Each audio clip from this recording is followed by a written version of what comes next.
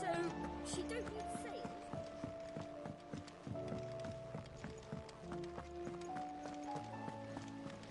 Then again, why settle for low-born chaff when we've honest-to-goodness royalty right here beneath our roof? If Prince Dion cannot see my love for him, then perhaps the Phoenix will.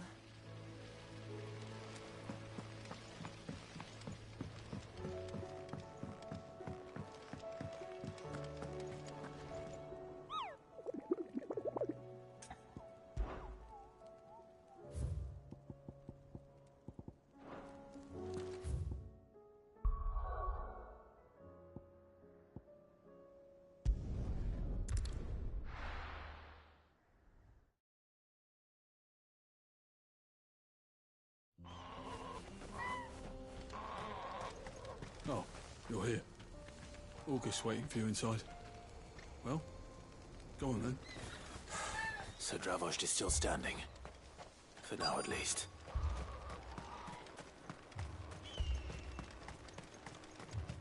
The brass neck of that girl. Everyone's coming together to fight for their lives, and she hasn't lowered her prices a gill.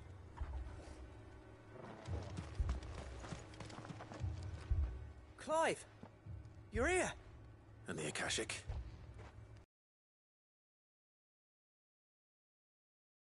Worse than I thought. There's swarms of them out there. Told old Snotty to be ready to seal the North Gate. That should buy us some time if we need it. Enough for the villagers to barricade themselves inside their homes, at least. Well done.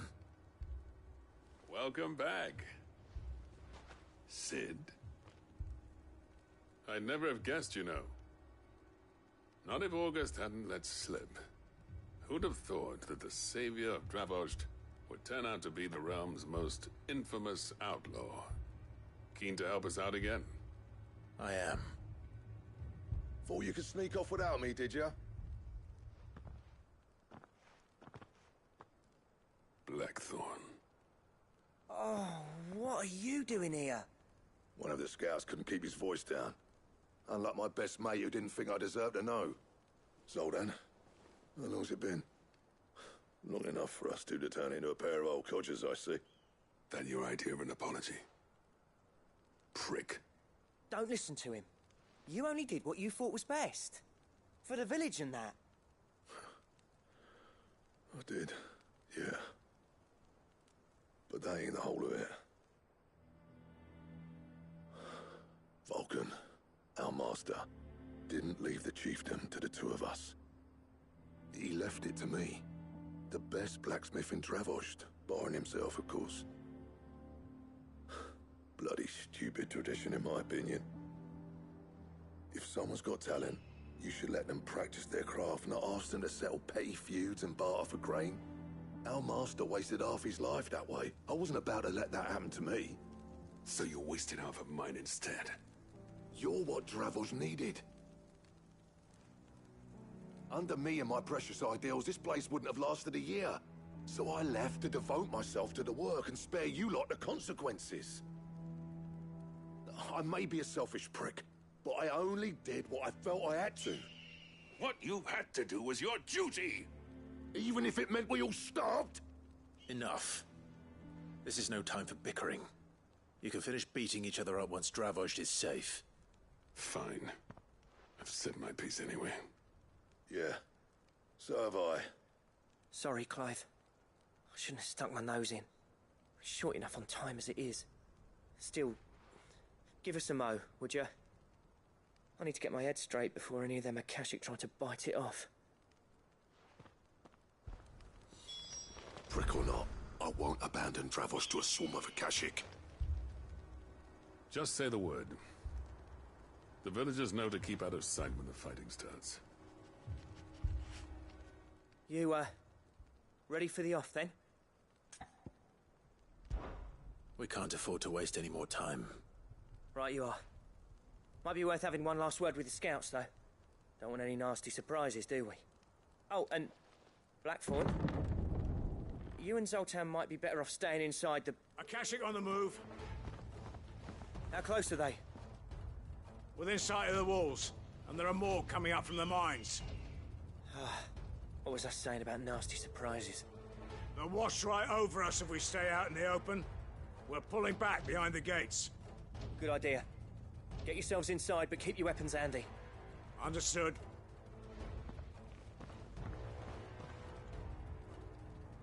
I'm prepared to fight if I have to. Well, let's hope you don't. That's our job. Once the scouts are inside, order your men to barricade the gates. No heroic last stands, you hear me? No fighting at all if you can help it. August's right. I've seen what Akashic beasts can do to armor. The people here are tough and willing, but they ain't equipped to face what's coming. I'm going out there. Start work on the gate as soon as I've left. I'll give you as much time as I can. And if they kill you? You evacuate. But it won't come to that. I promise. You'd better be right. Take good care of Dravoj till I get back. Leave it to me. And give those things what for, yeah?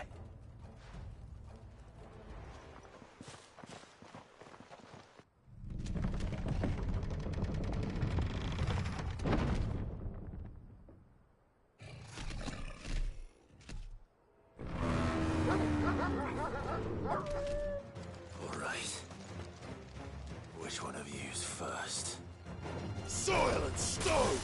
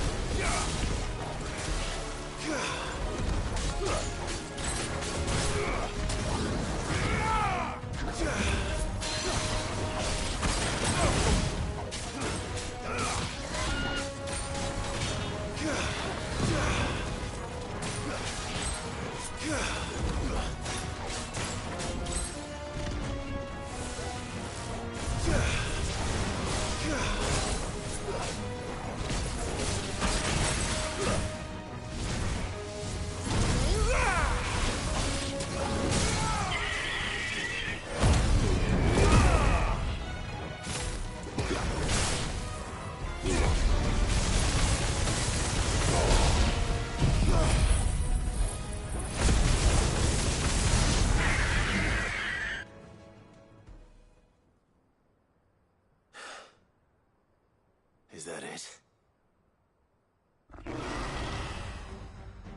Apparently not.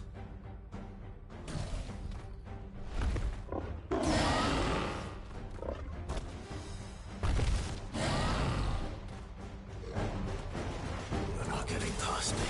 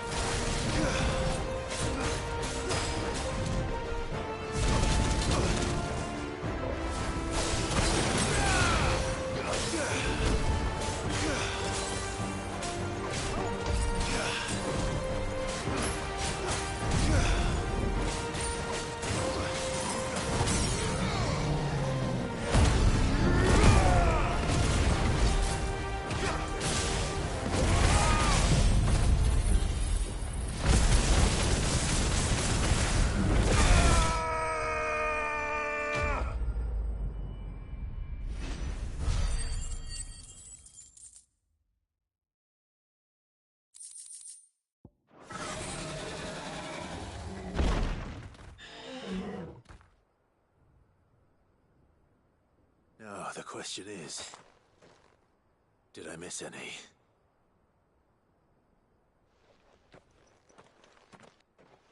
Man alive! You're still in one piece! I slew as many as I could. As many as I could, he says. The old bleeding lot, more like it. Well, almost. Only almost. Yeah, one or two did try to sneak over the wall. But we got the bastards, don't you worry. Good. Though you do know, more will come in time. In time, yeah. But we can think about them later. Let's get you back inside.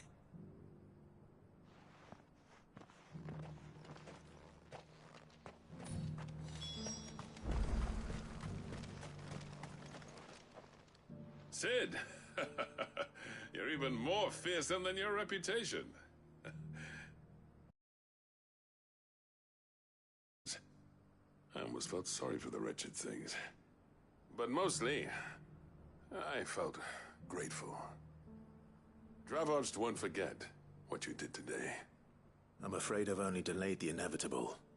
There's no getting rid of that ether flood. Meaning that any living thing which stumbles into those mines will end up clawing at your walls again. And that's if the flood don't spread. If it does, well, I hate to say it, but the village's days are staying just the same. With ether floods springing up all over, it's no less safe than anywhere, and more importantly, it's our home. We'll fortify the gates to the north, and I'll see that they're guarded day and night. all right. Then we'll give you a hand shoring up those defenses. As for you, Blackthorn, that's twice you've turned up when Dravos needed you. So, thanks. I shouldn't have stayed away so long. And I shouldn't have left without talking it over with you first. Too bloody right you shouldn't. Though I doubt I'd have listened. I always envied you. How you made everything look so easy when, for me, it was anything but. You leaving gave me the perfect excuse to hate you. And from that day on, I never once stopped to wonder what it would have been like if you'd stayed. But what you said earlier, it was true. You'd have been the death of this place. Finally, something we can agree on. I hope you see the sense of it eventually. You kept this place alive. Alive, perhaps. Wealthy even, but Dravoged isn't what it once was. Our work used to be the pride of Dhalmekia. Now, we churn out the same rubbish day after day because it's easy and turns a profit. It's not about the craft anymore. I wouldn't send my sons to war wearing the shit most of our smiths are making. I've kept working, honing my skills, trying to lead by example, but no one sees the point. The average castle apprentice has as much passion for the craft as our current lot. Come back to us, Blackthorn. Remind Dravoged what a true master blacksmith looks like. I'll even man those bellows of yours if it means we can work at the same forge again. That's a kind offer. Kinder than I deserve. And I wish I could accept, but I'm needed elsewhere. There's people who trust their lives to my steel, and I daren't let them down. Fair enough. But that doesn't mean I couldn't visit from time to time. Let's see if we can't rekindle this town's passion for the craft, shall we? I'd like that. Just be sure to tell Snotty to let me in the next time I come calling, yeah? Knowing him, he'd let you in anyway. Blackthorn. The Master Smith turned outlaw, back in my good graces. I never thought I'd see the day.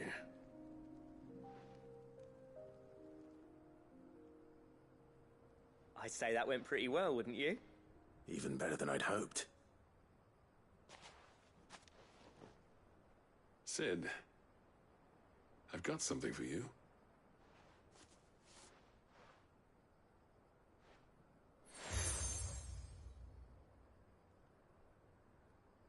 And this is?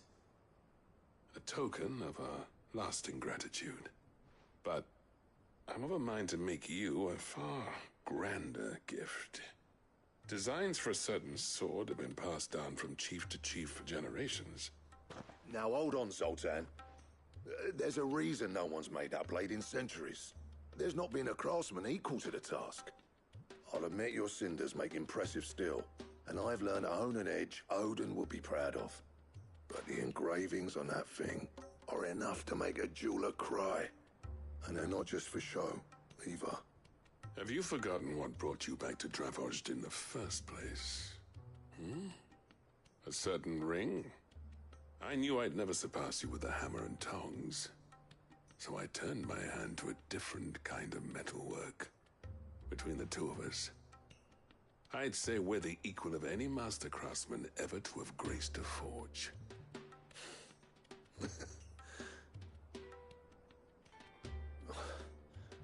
You know what? I think you might be right. Clive, you wouldn't mind if Zoltan came back to the Hideaway, would you? He's more than welcome. As long as he can keep our secret. Right. Zoltan, get your tools. We've got a legend to forge. With a little help from Blackthorn, I don't see why we can't restore Dravos to its former glory. Barring ether floods, that is. I'll get him back to the Hideaway. Don't you worry about that. I'll tell you what, Clive. If we pull this off, it will ruin every other sword you've ever held.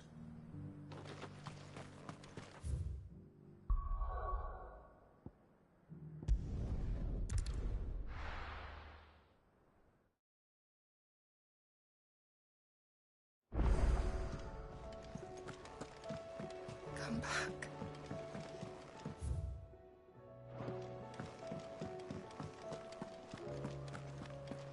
Tell me we've run out of... Still alive, are ya? If you're gonna buy something, be quick about it. You'll not find a better price than that. You're rubbing me blind, you know. It'd better all be here. You'll not find a better price than that. It'd better all be here. You'll not find a better price than that. You're rubbing me blind, you know. You'll not find a better price than that. It'd better all be here. You're rubbing me blind, you know. It'd better all be here. You'll not find a better price than that. You're rubbing me blind, you know. You'll not find a better price than that. It'd better all be here. You'll not find a better price than that. Aye, it's a dangerous world out there.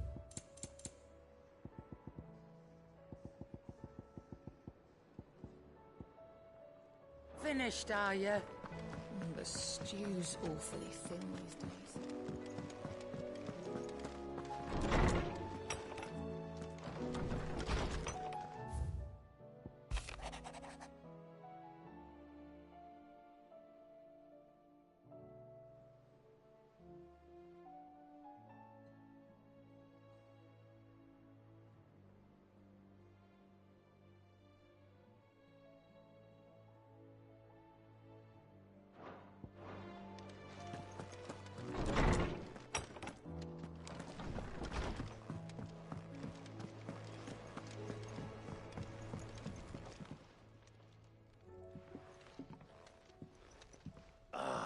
The man himself. We were just about to make a start on that sword I promised you. It's funny, but none of this would have been possible without your help. You remember Camille? We'll be using his leatherwork for the grip. The steel, meanwhile, will be tempered in a fire, burning the cinders you charmed out of old Zoltan here. And that whetstone from the Outer Isles, that'll be what gives the blade its edge. And the final flourish will be my talented colleagues' engraving. A team effort led by the greatest blacksmith alive. Now, save that talk till the thing's finished, yeah? Right. I'm ready if you are. To the bellows it is, then.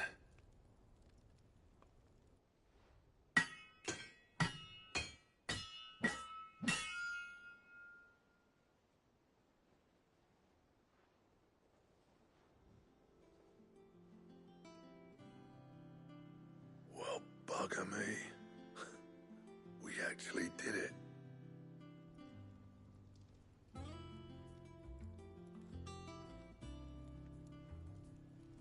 The sword to end all swords. Ragnarok. It's quite something. I, trust you'll take good care of it. Thank you. Both of you. So, does this make you pair the greatest craftsman alive, then? This? Nah. This was just following the footsteps of the greats of old. It'll take more than that to earn us our place in history. But we're up for the challenge. Here. A list of materials. Zoltan and I got talking on the long road back from Dravost. We reckon with those items there, we could craft something even better than the Ragnarok. Something worthy of a legendary outlaw like yourself. That's a weapon I'd like to see. You leave this list with me. I was hoping you'd say that. One legend at a time, eh, lads? Before you start on the next, who fancies raising a cup to friendship reforged? Good idea. No more drinking to forget my past. It's about time I had something to celebrate. Then tap the kegs! Vulcan's boys are on their way!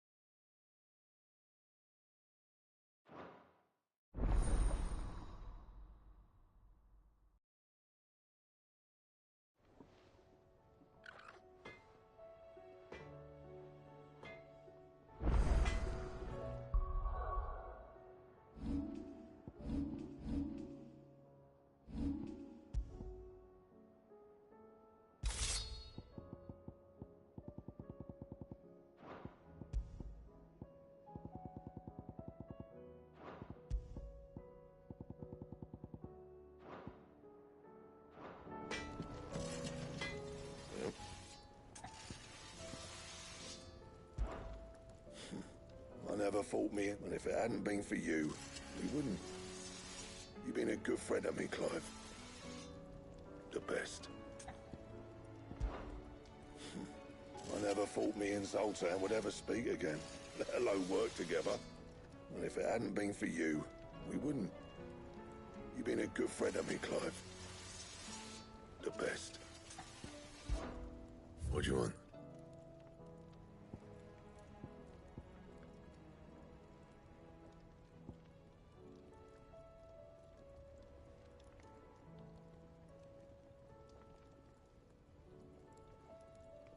Anything else? Do you reckon we finally got to the bottom of Blackthorn's troubles then? That'd be something, eh? And we wouldn't... No need to thank me for the sword. I'm happy just to be here. You've built a fine home for yourselves, and I can see why Blackthorn's so taken with it. Look after the old bastard for me, will you? I'll be off soon, but next time you're in Dhalmekia, be sure to pay me a visit. Snotty'll let you in. Do you reckon we finally got to the bottom of Blackthorn's troubles then? That'd be something, eh? Now, we wouldn't be Blackthorn if he didn't give us the odd scale.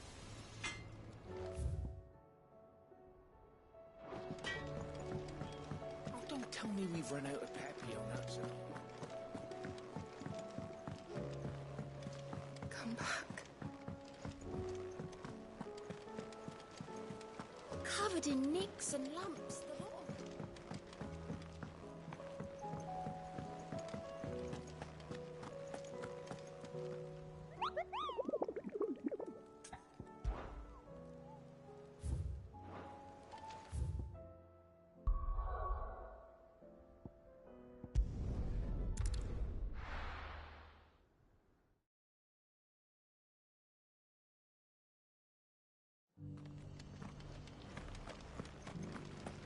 Laura should be somewhere nearby. Assuming she's still here.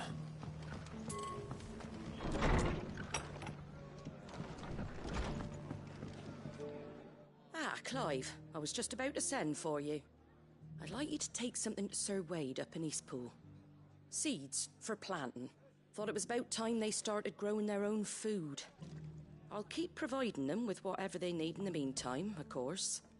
But if Eastpool's going to survive, it's got to be able to fend for itself. As of those poor bearers.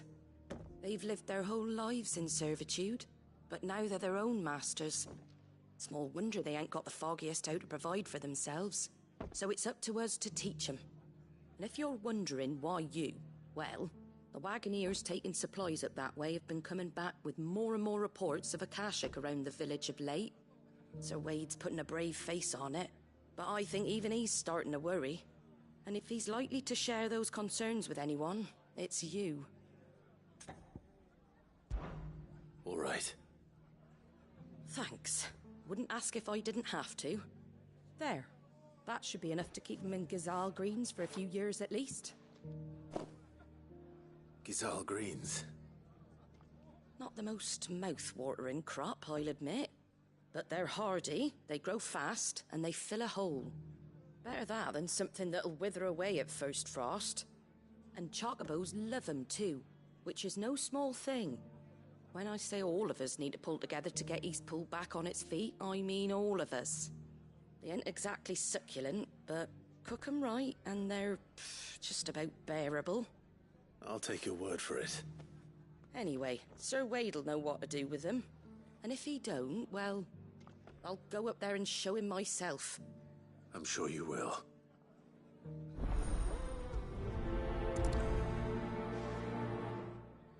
Get them Gazal green seeds up to Sir Wade in Eastpool, would you? And while you're there, ask him what the situation is with the Akashic over that way. He might actually tell you the truth.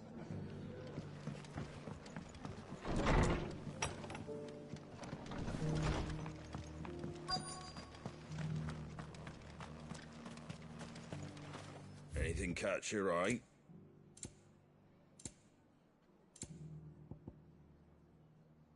Very well. Just because the heavens have gone to rack and ruin, it don't mean we have to. Now, let's get this stall set out. Nearly done. I've got greens of all shapes.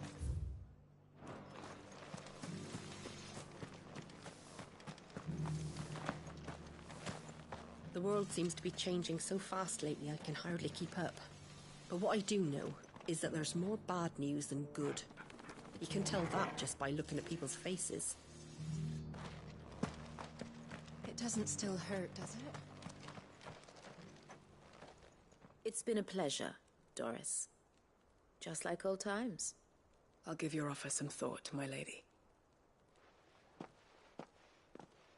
How goes the investigation? Sid, what brings you to Martha's Rest? You.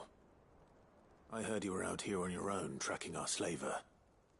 I trust you're being careful. Of course. And it had to be me.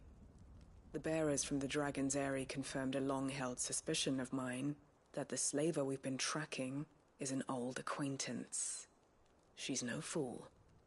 If we'd come in force, she would have spotted us straight away, and then vanished without a trace. That was her just now, wasn't it? So, was it a fruitful reunion? I'd say so.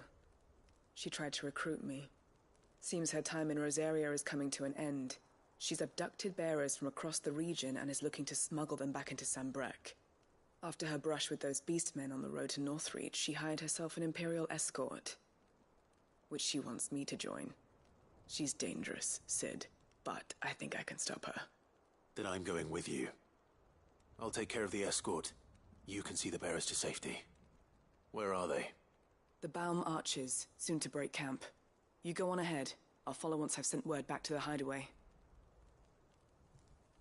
She asked me to join her at the Baum Archers. It's a wonder she still trusts me after everything that happened.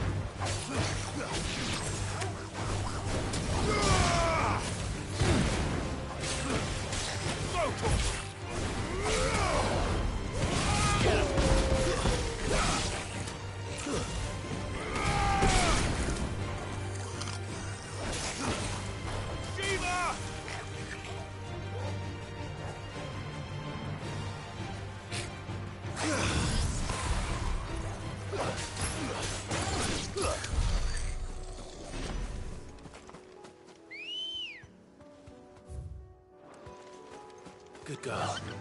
Run like the wind.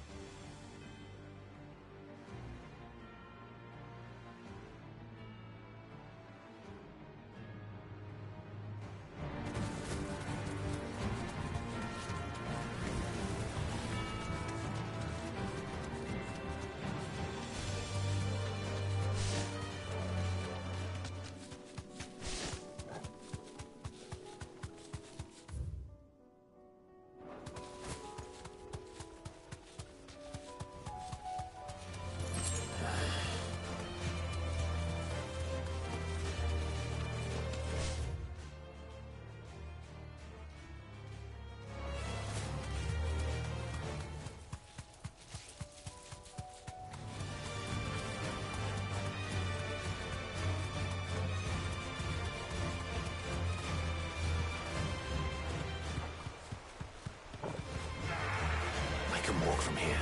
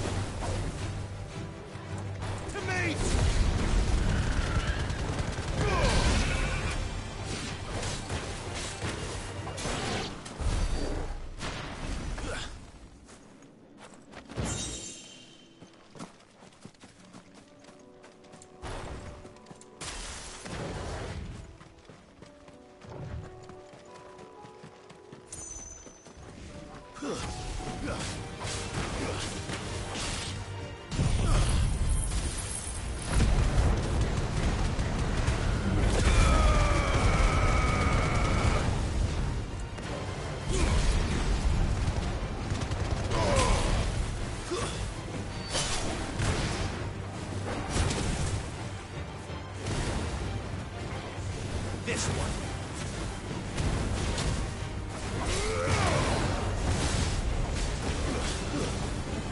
You're finished.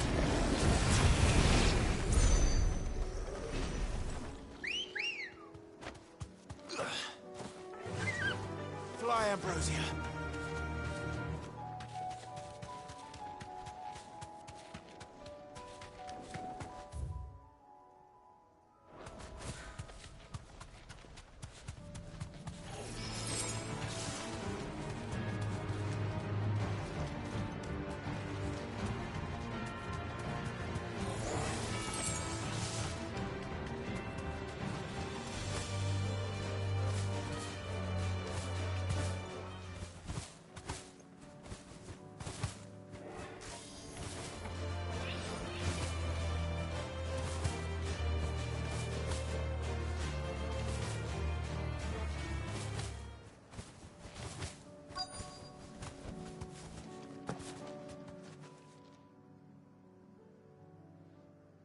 Good.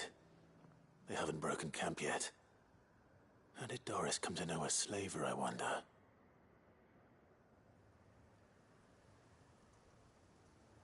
We've waited long enough. She's not coming. Ready the bearers. We're leaving. Back to civilization, is it, Mom? With all haste, lest any of you lackwits start talking like these feckless bumpkins.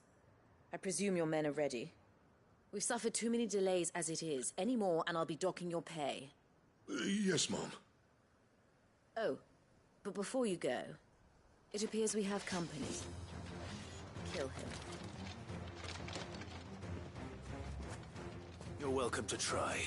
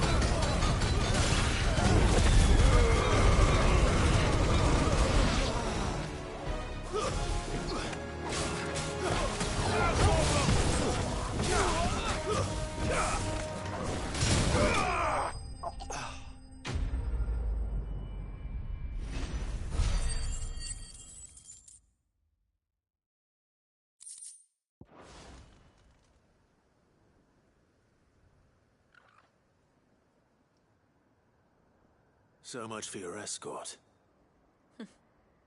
You'll forgive me for not avenging my men. I'm not the swordswoman I used to be. I surrender. Do with me as you wish, Cid the Outlaw. Cid!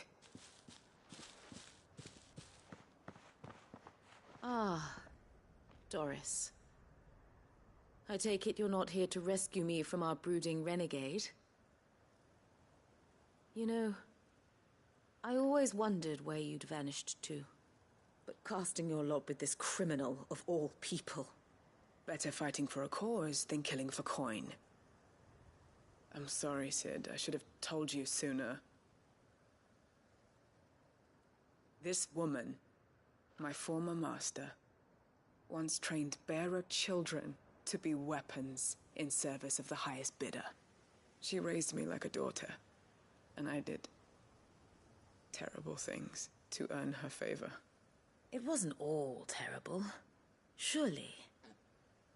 We had our fun, too. You were always so eager to learn, and had such clever hands. All my other children took either to the blade or to the books. Always either or. But you proved yourself a master of both. That's why I kept you for my own. How about it, my little dagger? Care to swear that blade to me again? I never swore my blade to you, nor will I ever. I fight for a higher cause, to liberate the bearers of this world. Farewell, Master. Thank you for making me the weapon I am. You always were a righteous child. Perhaps that's the reason I loved you so.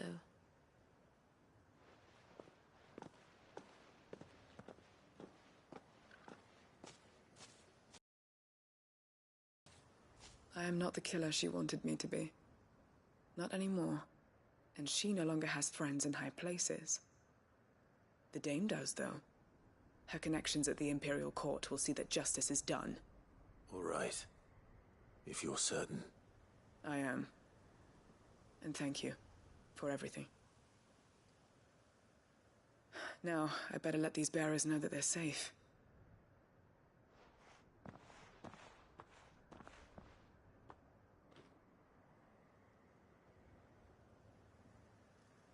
And I should head back to the hideaway and put Cole's mind at ease.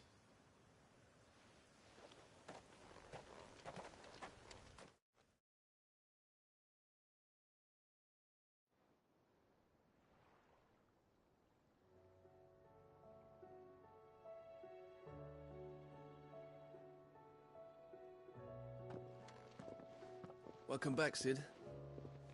Doris's message just arrived.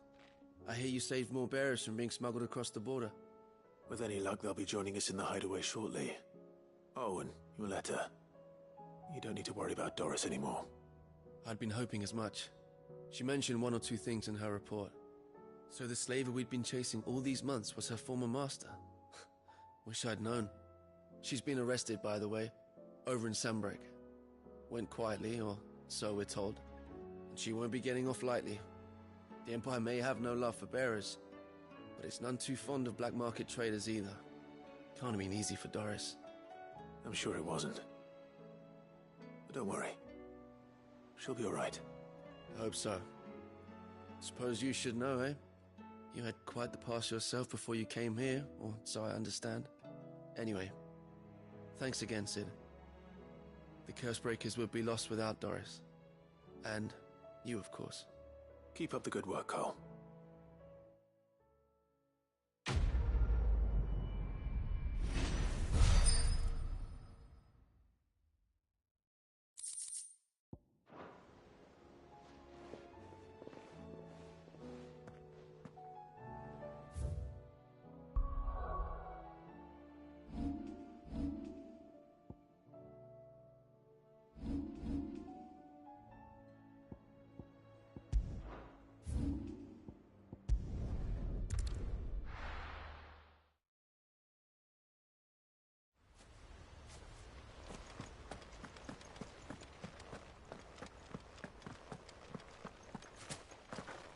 The Guardians saying we're supposed to grow our own food. The victuals Martha sends us are more than enough for me.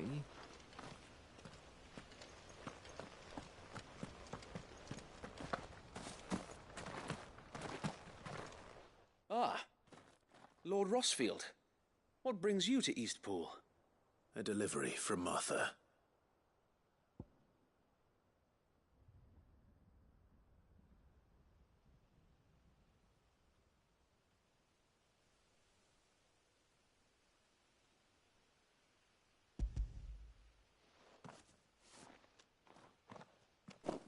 These are Gizal green seeds.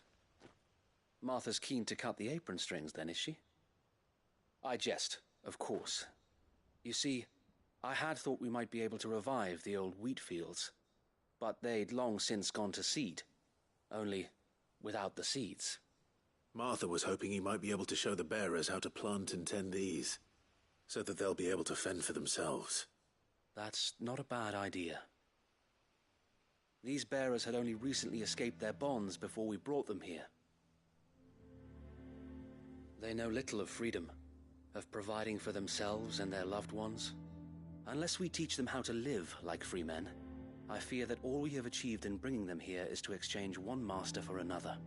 Not that myself and the Guardians have been the best example to them so far, subsisting almost entirely on Martha's charity as we do. It's about time we all started to provide for ourselves. Bearers and Guardians alike. Unfortunately, we've been a little too busy of late to focus on much besides bolstering our defenses. There have been alarming reports of... The Horde is closing in. They're coming, Sir Wade, all of them. Damn it all, I thought we'd have more time. Gather the men in the square. Send to the rest for reinforcements.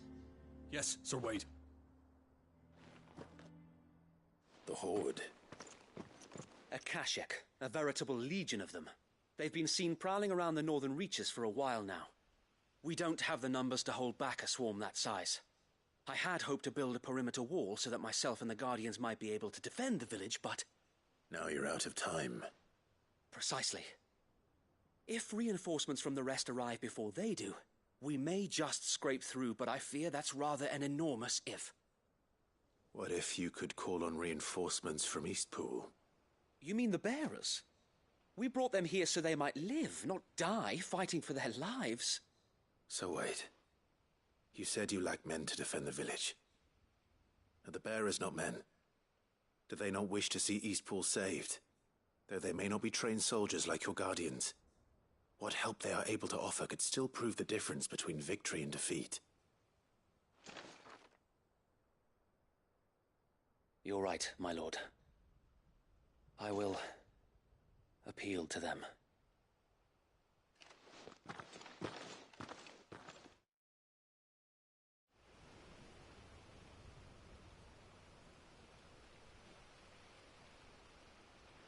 My friends, I humbly beg your aid.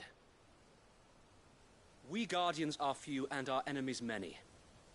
But I swear we can defeat them with you at our side.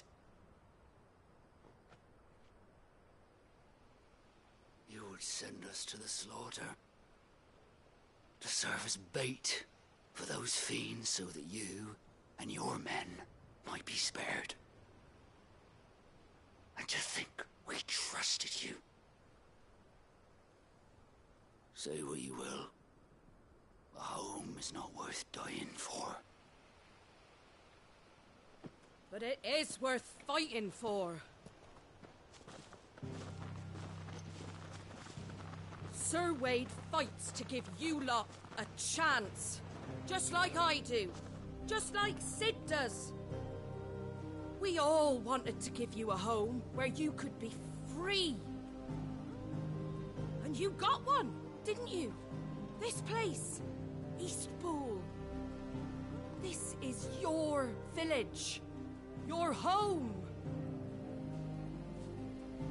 And if you don't fight to protect what's yours, you'll lose it. You know I'm right. This world wants to take everything from you. Everything. Your homes, your freedom, your very lives. So then, are you going to stand by and let that happen to you? Are you going to accept fate like good little Bran did and die, having never stood up for yourselves? Or will you fight like free men and women?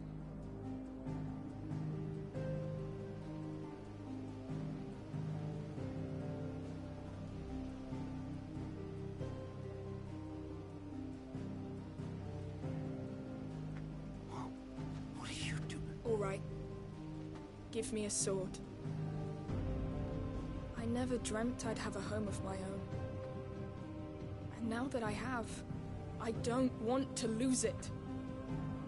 I will protect what's mine, or die trying. We all will. Free men and women, fighting together.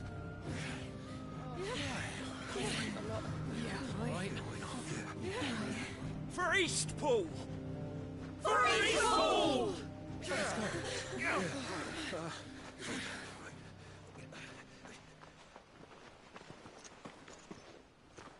Thank you, Martha.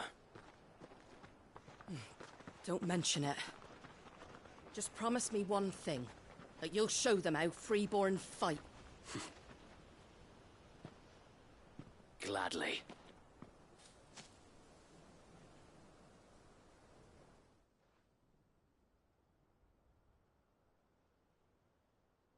Well, if it was numbers you were lacking, you certainly won't be now.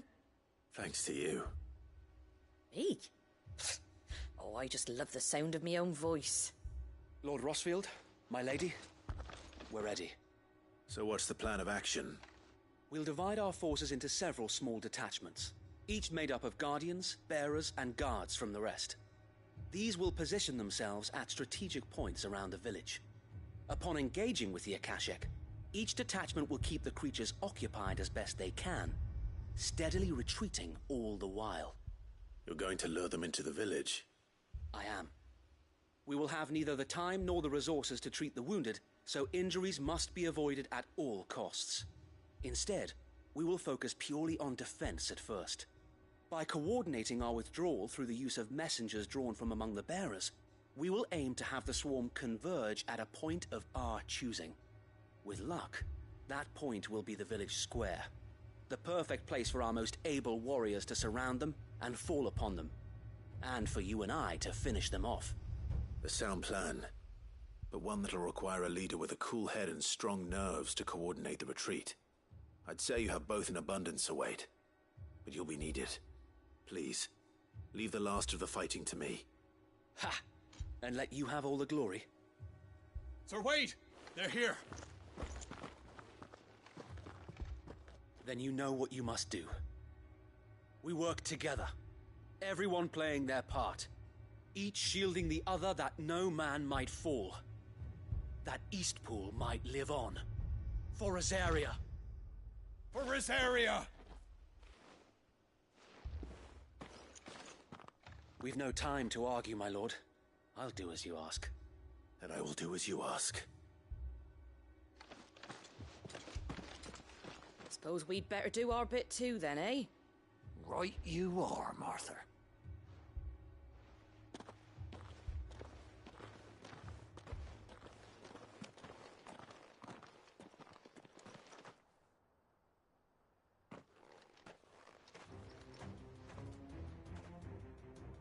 The calm before the storm.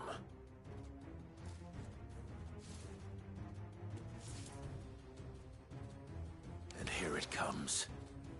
I will not let this village fall.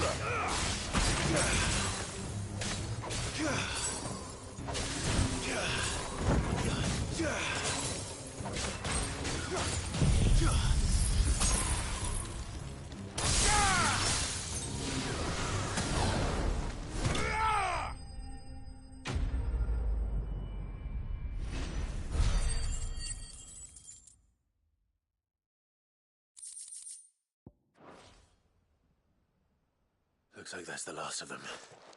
Lord Rossfield! Change of plan! What is it? Owl from the rest. An Akashic Curl's been sighted on Rhiannon's Ride and is headed in their direction. Well, the better half of her guard is here. So wait, how many Akashic remain in Eastpool? Hard to say. My men are still facing some resistance, but I think the worst is behind us. I could order a detachment or two to fall back and... No. Let them finish the job. You stay here too, Sir Wade. Your men need you. I'll go after the Curl. Join me only when Eastpool is won. If you're sure, my lord. May the Founder protect you.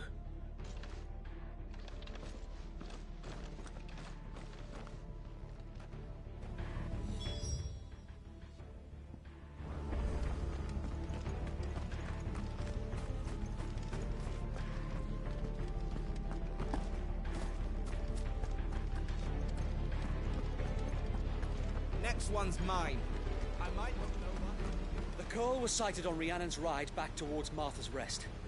Founder speed you, my lord. Eastpool will be safe in our hands, my lord. You have my word.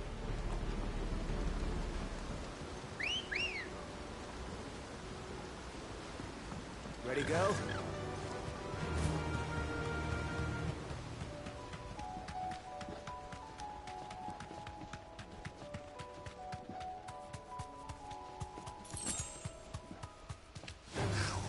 All right.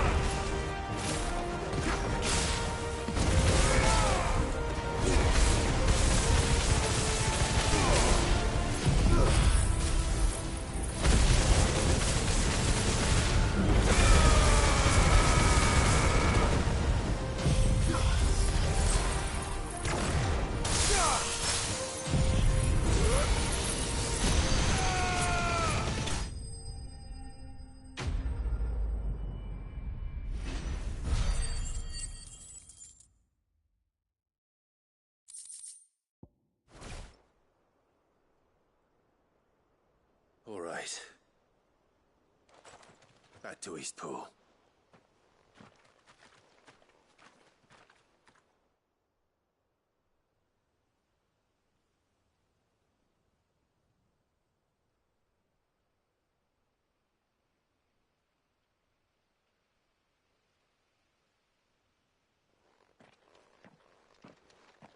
Lord Rosfield, the Curl, is it? It's dead. Thank the Founder for that. And for you, my lord. We were able to eradicate the rest of the Horde. I have guardians posted around the village to keep watch for further attacks, but all seems quiet for now. I hesitate to say it, but I think it might be over. I think it might.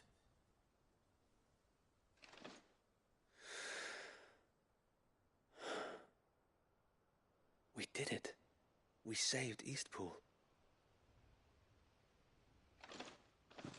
Thank you, my friends. Thank you. No, Sir Wade. It's us who should be thanking you. You brought us together. Showed us what it means to fight for what you hold dear. We never had nothing to call our own before. We didn't know what it meant to protect it, but now we do. We really do. Forgive us, Sir Wade. You and your people saved us, and still we doubted you. But there's no doubt in my mind anymore. We're free men now, so we have to start acting like it. We have to fight to protect what's ours, to protect Eastpool. And we shall. We all shall. Together. This is our home. And if anyone or anything tries to take it away, they'll have us to answer to. Come on then. Let's get to work. This village isn't gonna rebuild itself.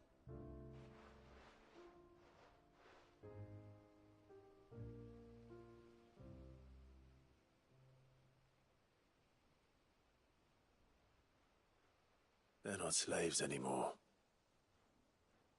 No. They're Rosarians. Your father took pity on the bearer's plight, and I believe if he was still with us today, this is what he would have wanted. I believe you might be right. I shall remain here, my lord, and do what I can to help rebuild the village. After all, this is my home now too, and I could hardly call myself an Eastpoolian if I didn't pull my weight. I think you'll find it's Eastpudlian, Sir Wade. But you should be proud all the same. I'll have to pull my weight too. Can't have the rest getting outclassed. Speaking of which, I ought to be getting back. Can we continue to count on your support, Martha? Of course, and I'll be counting on yours too. Us Rosarians have got to stick together, haven't we? Indeed we have. And Clive, come by the Golden Stables when you get the chance. I ain't paid you for delivering them seeds yet. All right. I will.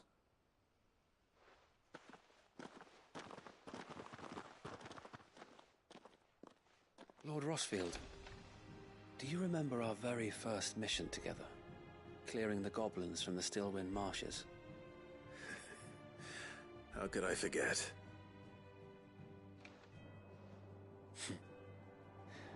There's one sight that I shall never forget. You, facing off against that giant Morble. Not a trace of fear on your face.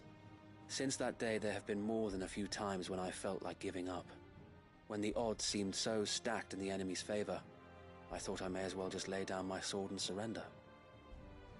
But every time, I would think back to the look in your eyes that day and remember what it means to be a shield. Know that whatever trials Eastpool may face, I shall never lose courage. Thanks to you. So Wade, you have always been a true shield. I know that Eastpool, and indeed all of Rosaria, will be safe in your hands. Thank you, my lord. I know the rest of the world will be safe in yours. I'll do my best.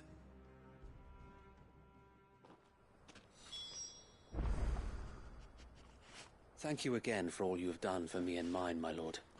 You may rest assured that Eastpool will be safe in my hands. Thanks to you.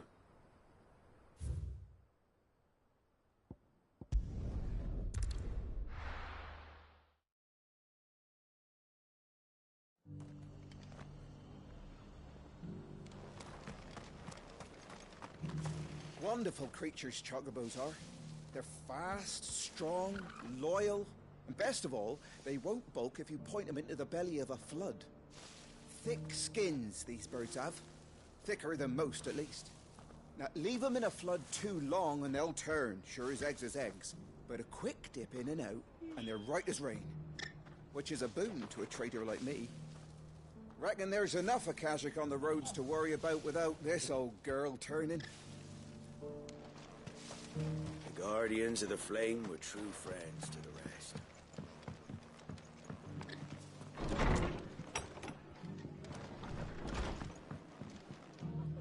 The hero returns. It's lucky you came by when you did, eh? Not only did my seeds get delivered, but you went and saved Eastpool and all. I just did what I could. And it's only right that you get rewarded for it. Take it before I change my mind. Thank you, Martha. So, Eastpool's finally back on its feet again. And a home to free bearers. Who'd have thought we'd see the day, eh? Well, it was your idea. I know that, but I never stopped to think what it would mean. Bearers in charge of themselves, thinking for themselves, working for themselves. Like your hideaway, but not even hidden away. Though I suppose the rest ain't much different nowadays. You know, bearers living free like that reminds me of when I first met Sid. Loath as I am to recall that particular day. I take it you didn't always see eye to eye. What happened? Well, if you really want to know, I started doing what I do long before I met Sid. In fact, that's how I met him. Or at least how he came to meet me. He showed up at the stables one day, asking questions about who'd been buying up bearers. Founder knows what he thought I was doing with them. Running a hunt, poking around in their innards. Something awful, anyway. Me, I thought he was a new constable. Thought the game was up. But somehow we both managed to work out what each other was about. And before I knew it, the cheeky arse was rattling on at me about how I was doing it all wrong. After all my hard work. Told me I was giving them relief, but not freedom. That my bearers were still dying as slaves. Got right under my skin, it did. Told him if he didn't like it, he could bugger off and report me to the garrison. And do you know what he did? He smiled. And then he laughed. And then I did the same. We made a pact that day, that whenever one of us was in need, the other would always be there for him. And you were? Well, we both wanted the same thing. To make life better for bearers. Just like your dad. Do you know I was born right around the time Elwyn became Archduke? Growing up, I saw how he tried to change things. He certainly didn't lack for ambition, that one. Indeed. But the loftier one's ambitions, the harder they are to achieve. Which is why those of us who follow in their footsteps need to finish what people like Sid and my father started. Suppose you're right, aye. And if we don't manage it, there's always them who come after us. Good thing we've got a few half-decent sorts waiting in the wings, eh? It's almost enough to give you a little bit of hope. Just a little. Anyway, enough nattering. Better get back to work. Let's see about making everyone some dinner, shall we? The least the folks who saved Eastpool deserve is a hot meal.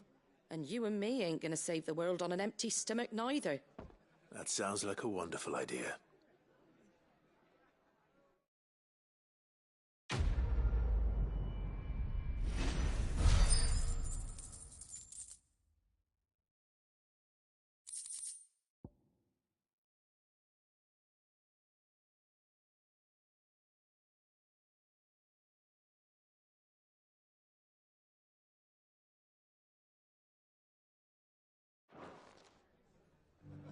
Don't worry, Clive. You went alone in this fight. Whenever you find yourself in need, be it of money, men, or a bowl of hot stew, the stable's door is always open. Are the bearers taking well to their new home?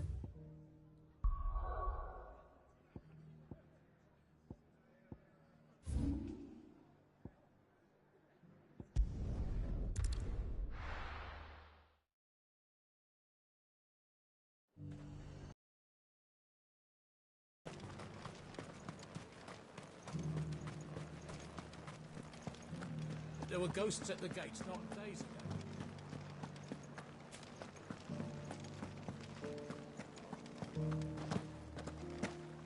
Those things I said before. So many were injured.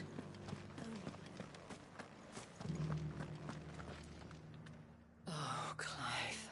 What am I to do? My wards and I may soon be without a home. What's happened? The High Cardinal has descended from his lofty throne and taken up residence here in Northreach. The High Cardinal? Leader of the Council of Elders, second only to his Radiance at the head of the Imperial government. Not that any of those things still exist. Now he goes by his noble title, the Duke of Oriflamme. And what does he want with Northreach? He wants to transform it into a military stronghold. A foundation upon which to build a new Sambrec. He's already secured the support of the various army remnants, with promises that they shall be afforded the respect they deserve in his empire. One built on the confiscated property of the people. He would rob the populace to pay for it. Believe me, I have used every means of persuasion to discourage him from this folly. But for whatever reason, he will not listen to me. What does Captain Philippe make of this? When the town was under attack, it was him the soldiers rallied around. Couldn't he use that influence again? How?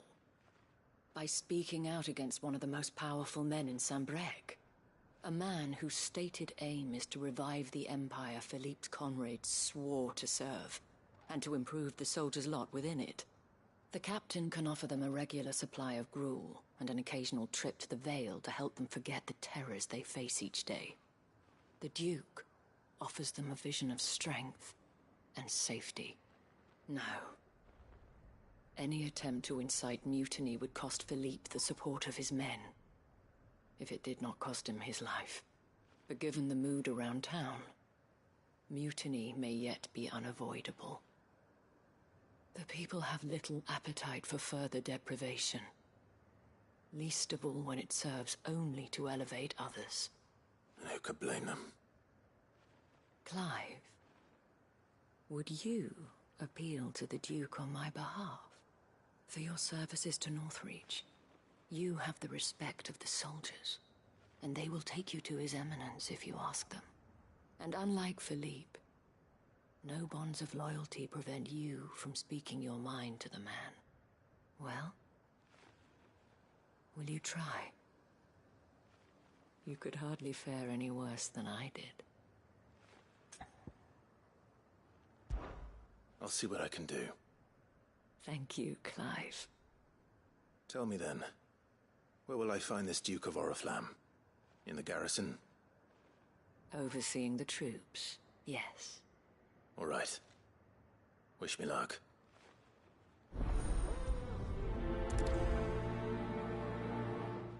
The fact that the soldiers trust you may well carry some weight with the Duke. He needs their support, after all. I only hope that you can make him see sense before he tears the town apart. I may have met this Duke before, at the Remembrance ceremony. Let's hope I didn't make a strong impression.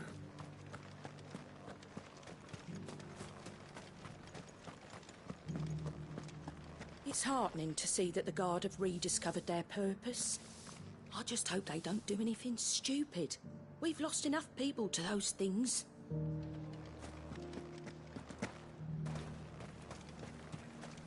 As long as you remain... Halt! Oh, sorry about that. You're the Dame's man, aren't you? You got some business with the captain? No, actually. With the Duke. I was hoping I might be able to speak with him. We're under orders not to let any civilians pass. But you should be all right. His Eminence has heard all about you and your heroics. Wait here. I'll go and ask.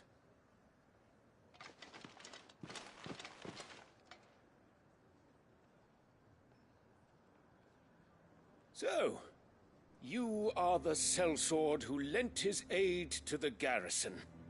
The Empire owes you a debt, and I shall see it repaid. But tell me, is it wealth that you seek, or favor?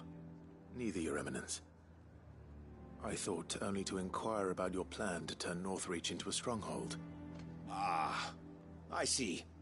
You are worried the expanded garrison will render your services redundant.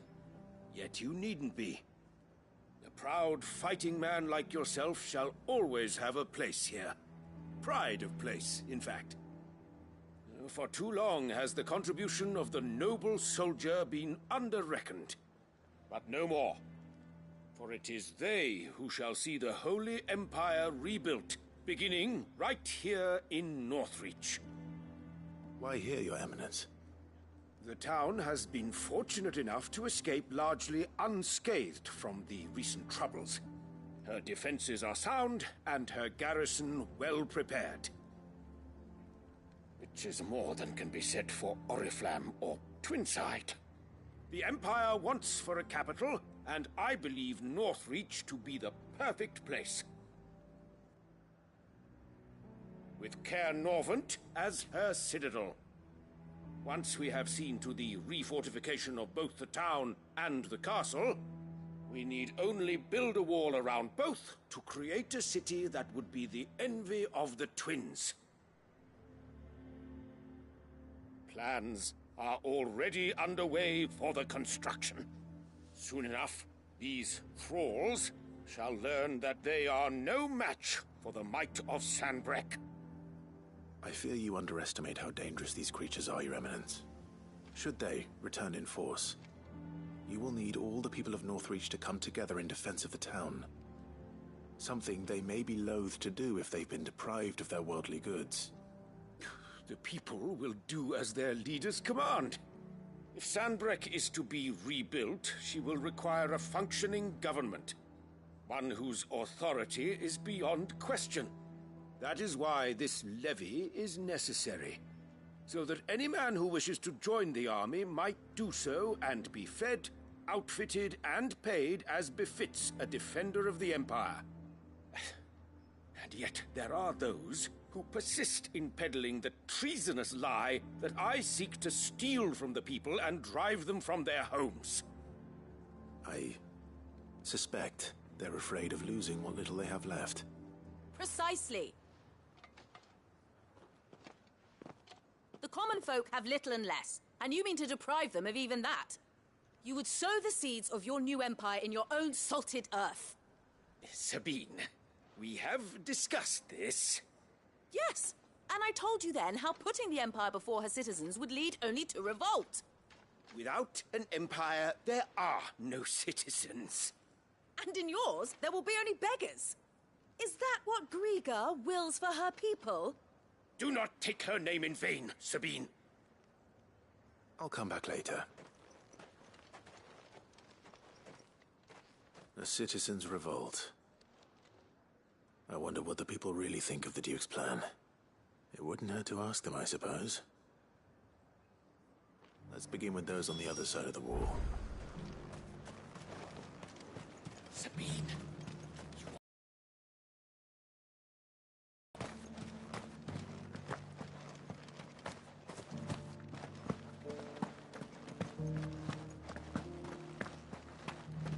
You needn't fret.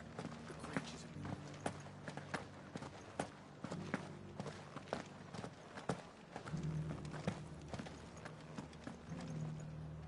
All right there. What is it you're after, sir? Just your opinion, actually. I wondered what you thought of the Duke of Oriflamme. Oh, him. Not much. None of us traders do. It's thanks to nobles like him that we had to set up shop this side of the wall in the first place. Couldn't have the rabble getting any closer to the holy capital, could they? And now he's trying to drive us out completely, threatening to take everything we got from us if we don't clear off. If the dame said she wanted him run out of town, I'd be straight through that checkpoint, tar bucket in hand.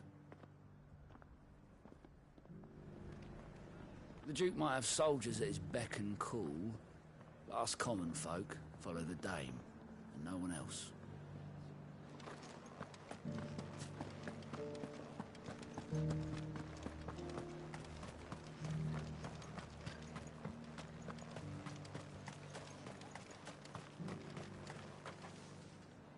A question, if you don't mind. What do you think of the Duke of Oriflamme? Don't get me started.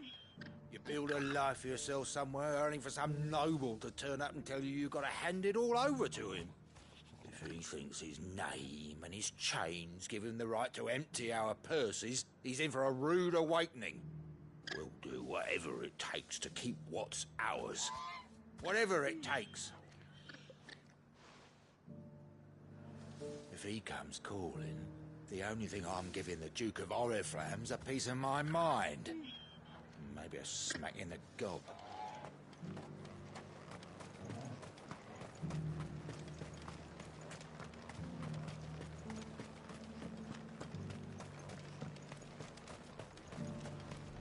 Why? Your stall is as... I've been hearing a lot of talk about a certain Duke. Nothing good, I'll wager. Going around acting like he owns the place. And with hardly a word to the dame. This is her town, not his. I take it you'd rather she was in charge. As far as I'm concerned, she still is. Just need his eminence to sod off back to Oriflamme. Well, the people seem united enough. What about the soldiers? The dame actually cares about this town, unlike the Duke. He's only interested in picking her pockets to line his own.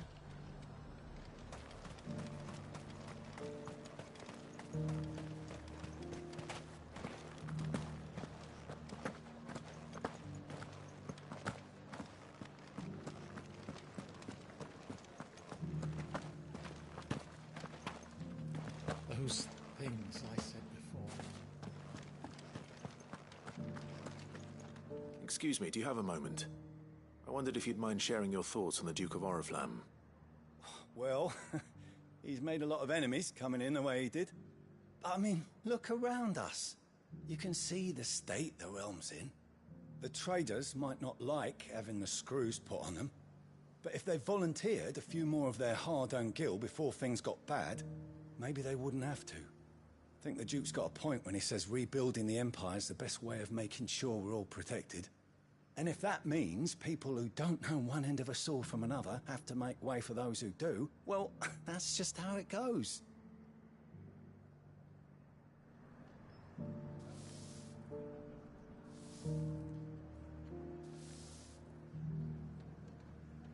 I mean, it'd be nice if we could all do whatever the hell we wanted and not end up being torn to shreds by a swarm of fiends. But we can't, so we've got to make sacrifices, just like the Duke of Oriflamme says.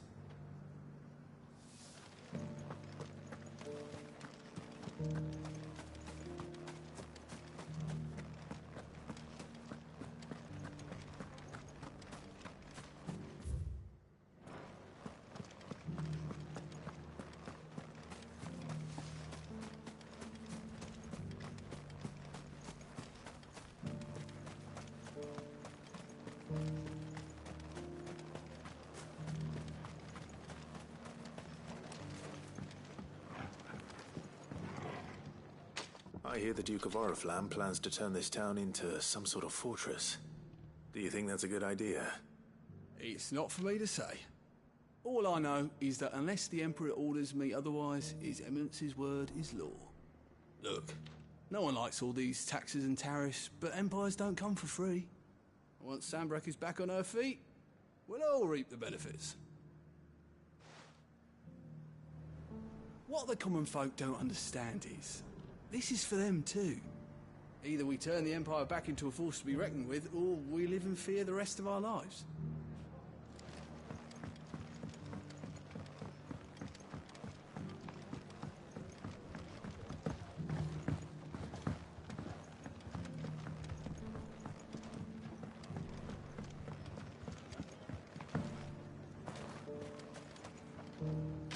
You.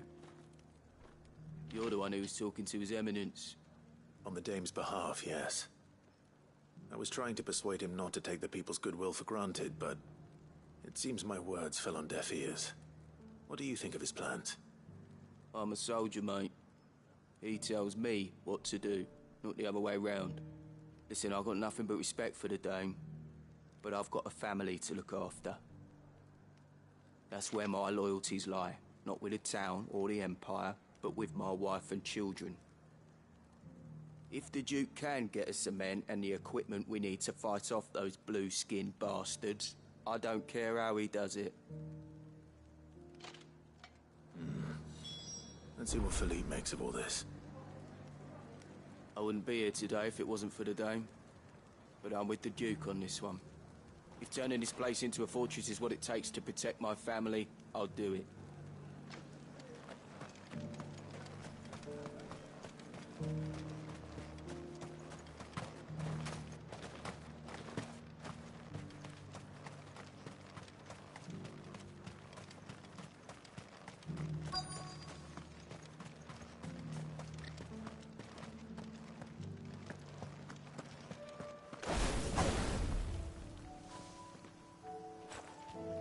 Captain, do you have a moment? For you? Certainly. Clive, wasn't it? Thank you for last time. How can I help you? I wanted to ask you about the Duke of Oriflamme. Do you intend to go along with his plan? But to tell you the truth, I'm in two minds. It's my sworn duty as a captain of the Imperial Army to obey his orders. But I can't say I agree with him. Philippe, I remember you saying that you became a soldier to protect the people you loved. The Dame included. That's right, I did. Well, she doesn't agree with the Duke's orders either.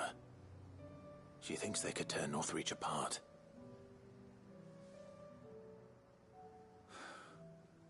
And she's probably right. Thank you, Clive. I know what I need to do now. Protecting the people I love is what matters. Doesn't matter how. Well, duty calls, so I better go. Thanks again.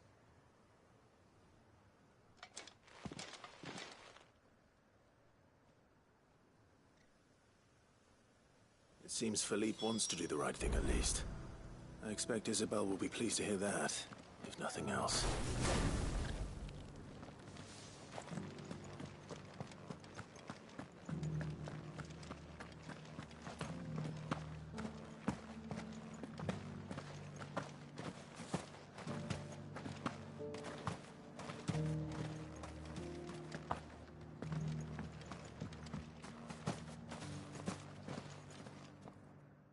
Clive, how did you fare? Were you able to speak with the Duke? I was, but...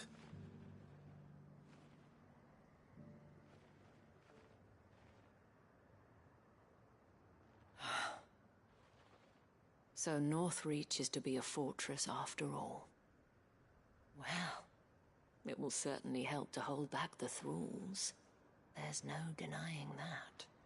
Though I doubt it will come as much consolation to the townspeople whose worldly goods are confiscated to pay for it.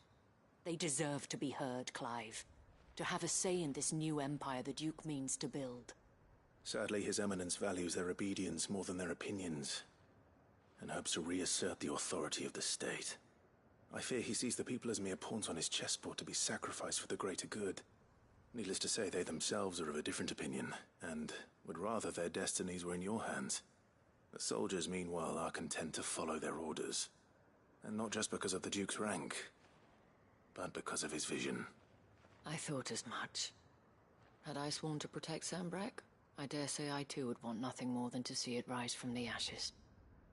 Thank you for trying. But the battle is lost. I don't know about that. What happened to your uniform? I handed it in, along with my resignation. Told the lads I wished them well, but that I owe it to those I love to call it a day. But why? Because I realize what really matters to me. Not following some nobleman's orders for the sake of it. but protecting what I care about. Protecting Northreach. I honestly don't know when those monsters will return, but I'm certain they're not finished with us yet.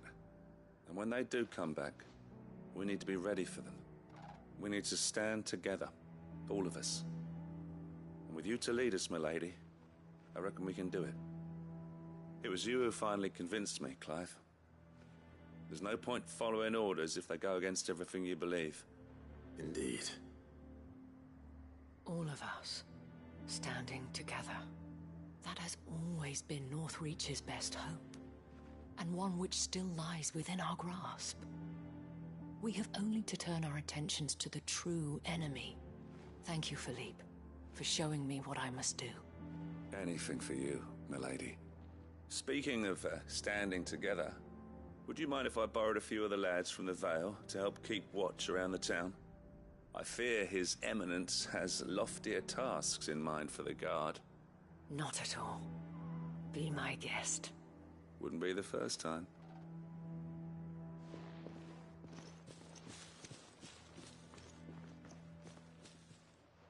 There may be hope for Northreach yet, especially with men like you and Philippe to champion our cause.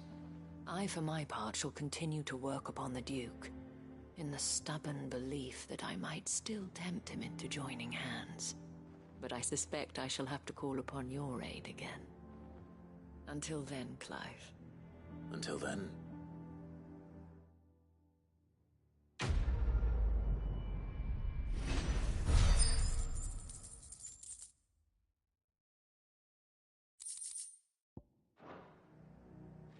Despite my repeated advances, His Eminence has proven a difficult conquest. Fortunately, I am nothing if not persistent. But, be that as it may, I might yet need you to press the point.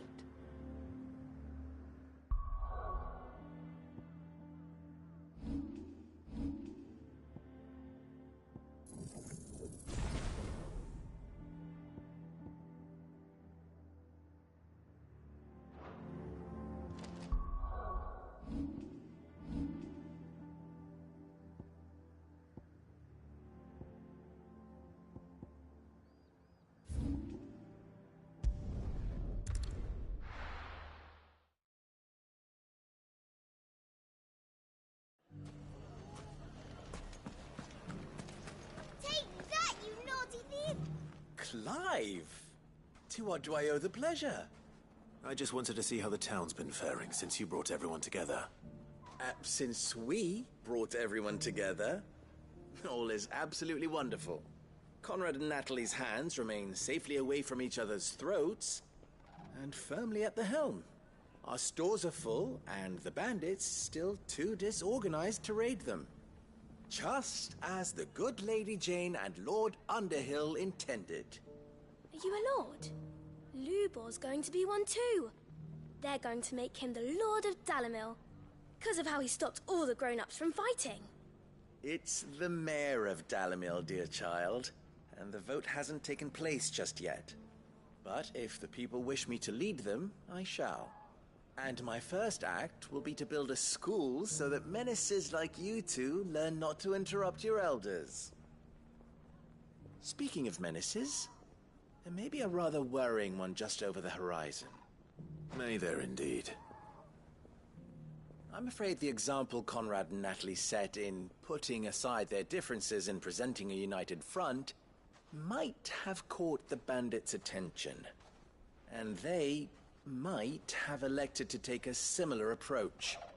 They have formed what one could call a League of Outlaws, and they grow more organized by the day. We'll fight them all off just like last time, no matter how many of them there are. Won't we, Lubor? Of course we will.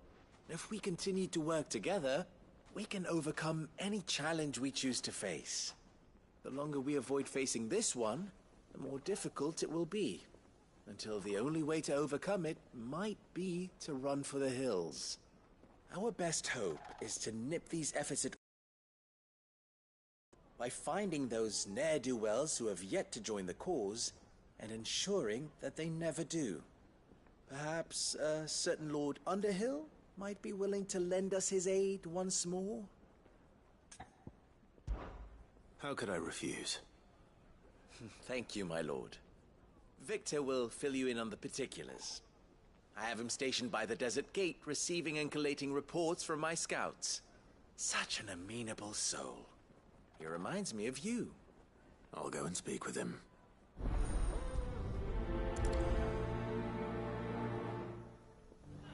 Victor has been collating reports on the bandits' encampments. You'll find him by the Desert Gate. I'm sure if he has anything to ask of you, it will be simple enough. A League of Outlaws. Sounds like we have some competition. We may have bloodied the bandits' noses, Cid, but it seems we have not yet broken their spirit. Victor is helping us to keep track of their movements. And we're very glad of his help. That man knows the desert and its dwellers like the back of his hand.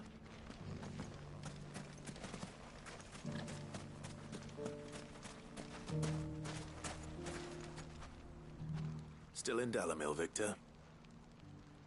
Ah, Cid. I thought you'd have returned to Cosnis by now. I did. Then I came back. I've developed something of a fondness for the place. And having worked so hard to see it saved from one fate, it would seem remiss to abandon it to another. A sentiment Master Lubor certainly isn't shy about exploiting. Hence my doing his bidding yet again. You're not the only one. What does he want you to do? He asked for my aid in putting down the bandits. And he said that you might be able to help me find them. Then you've come at just the right time. I was on my way to speak with Conrad about how to organize our forces. There are more camps in the vicinity than we can safely strike at once. But we must strike together, and we must strike soon at as many camps as we can. We can't give this league of theirs time to rally its forces. All right.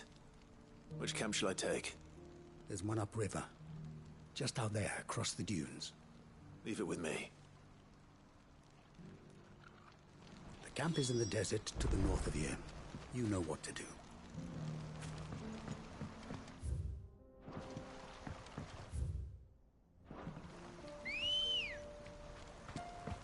Ready, go? Yeah! Those ne'er-do-wells want you back.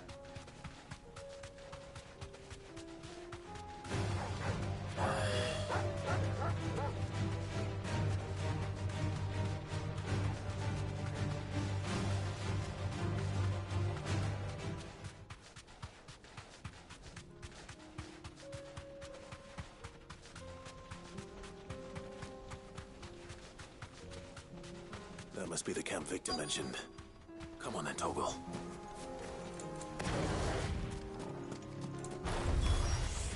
That's him! The one who killed Lot and Fingers! Take his head off!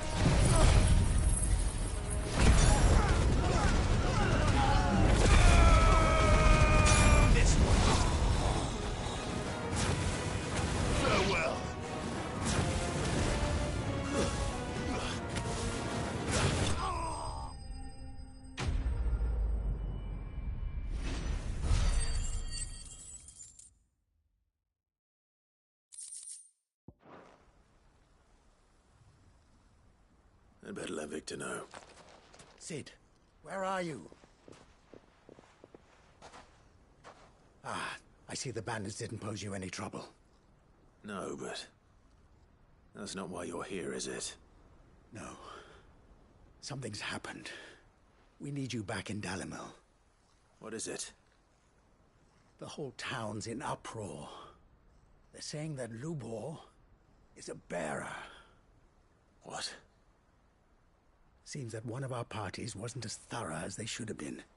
They let one of the bandits escape, and his escape route took him right through Dalimil. Some of the children spotted him, and he was about to silence them.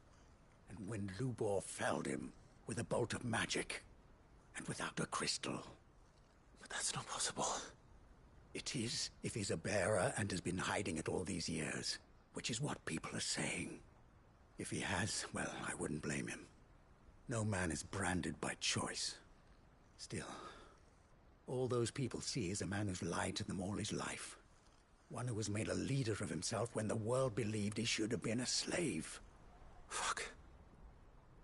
I don't know where we go from here, but I know one thing. Lubor needs all the friends he can get right now. You're right.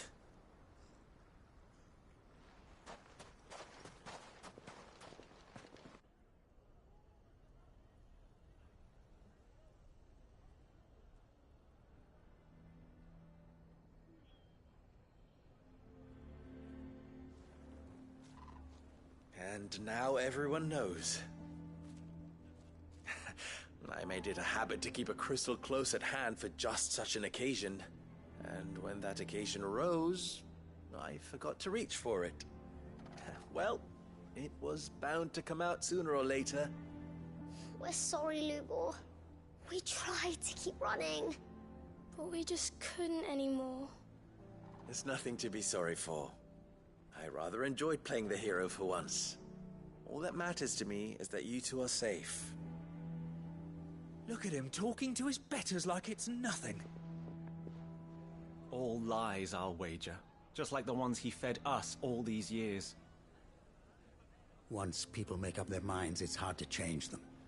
We need to do something, and quickly. Convince the people not to let their prejudices blind them. Convince them that nothing has changed. That their enemy lies outside these walls, not within them. You're right. We should speak to everyone. I'm glad you agree. I'll handle the townsfolk. I'm a Dalmec born and bred. They'll listen to me. You head to the tavern. Make Conrad and Natalie remember who Lubor really is. They know that Lubor and I are friends. I might not make for the most impartial of interlocutors. Lord Underhill of Randalar's League of Merchants, however, is a trusted and impartial mediator of note. I'll do what I can.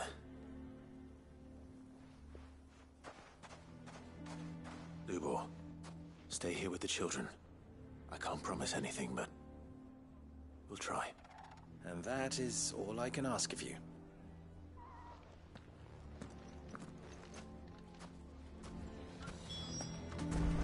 The man with the sword was going to kill us, but then Lubor shot magic at him.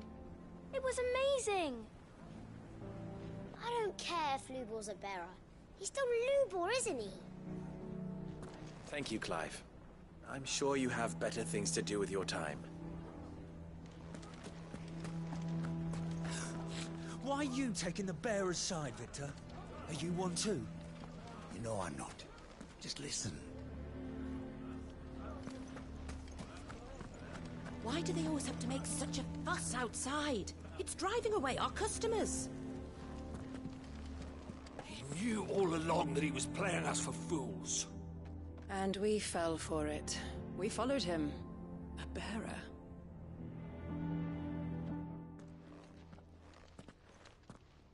Forgive me for disturbing you, but could I have a moment of your time? I've seen your face before. As have I. Lord Underhill, wasn't it?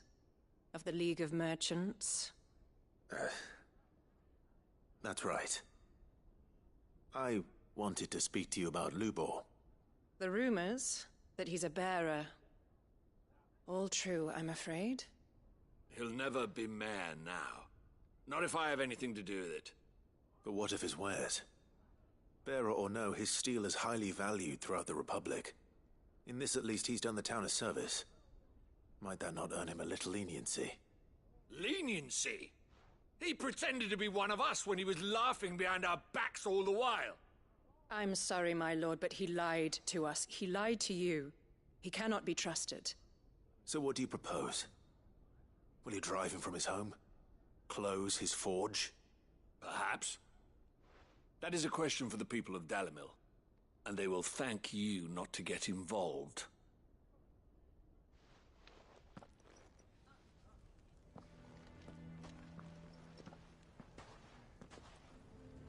The townsfolk have made their minds up.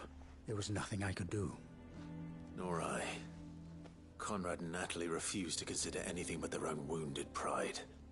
You never know. Once their anger is cooled, they might see things differently. For now, we should report back to Lubor. All right.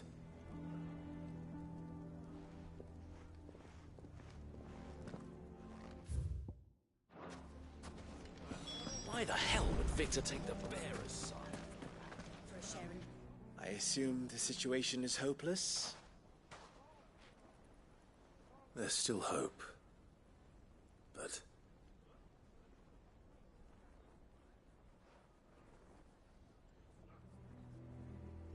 But perhaps not in this lifetime, I think it's fair to say. You mustn't think like that, Lubor. Give them time. They'll come around. We'll talk some sense into them in the end, you'll see. No, you won't. And your efforts would be better spent elsewhere. But Lubor... Rosina would often tell me that steel does not lie, that a blade is a reflection of the smith who forged it. To yourself be true, that was her point. Rather an ironic one when you consider that her life was taken with a blade of her own making. But I do not doubt that she was always true to herself and what she believed in, right to the end. And so must I be. I must do what I know to be right, no matter what others might think of me. And now, I know what that is. I must embrace my new role of villain so that the people of Dalimil have something to unite against. For only united can they hope to stand against the threat that awaits them. I'll need to make a suitably dramatic exit, of course. Don't go, Lubor. You're the only one who was ever kind to us. We'll be all alone. Again. Trust me, little ones. It is for the best that I go. Not only for the town, but for you, too. How could it possibly be for the best? These children need you. The least you can do is give the townspeople a chance to change their minds.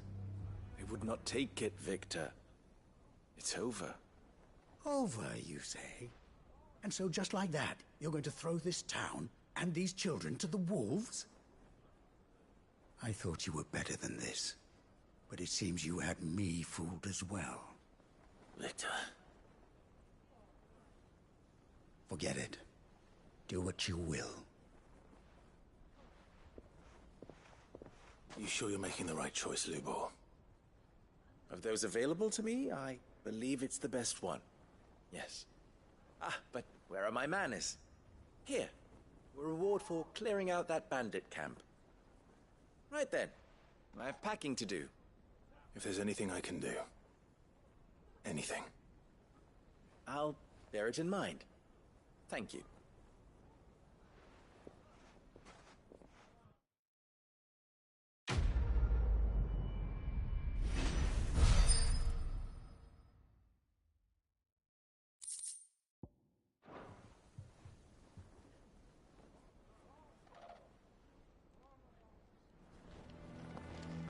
Why is everyone being mean to Lubor?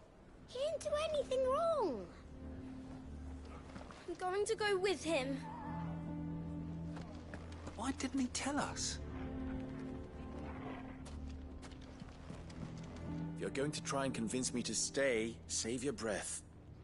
I will not put those children at risk.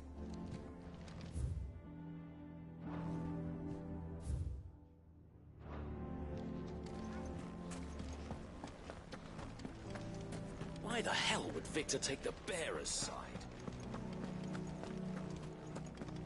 Lubor has been lying to us from the beginning. How can we trust him? You may have your business interests to consider, my lord, but do not think you can sway us with your honeyed words.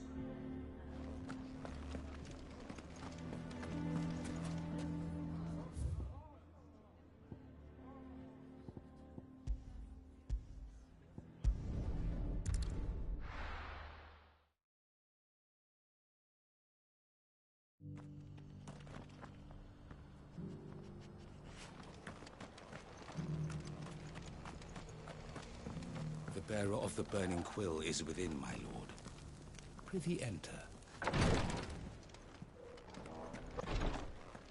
The greater number of our order live among the masses, hidden in plain sight. Even here in Tabor, our brothers and sisters pose as common folk. If any should reveal themselves to you, I beg you keep their true identity secret.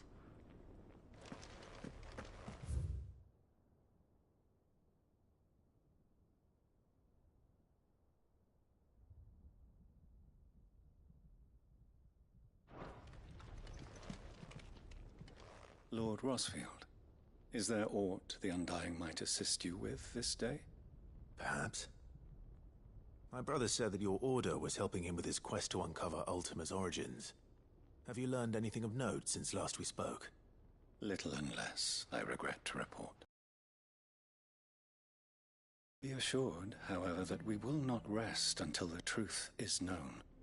Even now, our archaeologians scour ruins in every corner of the realm for traces of Ultima's touch. Fallen ruins, I take it. Dating back as far as Phoenix Gate. Indeed.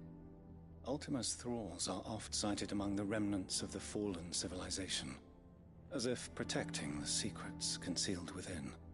Secrets we'd see unearthed. Should our methods be of interest, my lord, mayhap it would please you to observe some of our number at work. Would that be possible? Of course. A survey is being conducted not far from here. Perchance you are familiar with Kretov, a small hamlet built around a fallen airship. I was due to visit my colleagues there to collect their preliminary findings, but if you would consent to do so in my stead, I'm sure that they would be honored to relate any discoveries they have made to you directly. All right. I'll go and meet with them. They will be most gratified, I am sure. Might I suggest you take the road through Titan's Wake? It will lead you straight to the village after but a short walk. Thank you. I will. I wish you a safe journey, my lord. May the Firebird's flames burn ever in your heart.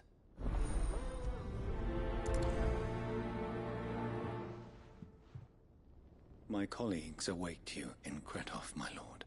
But say the word, and they will be only too glad to share their findings.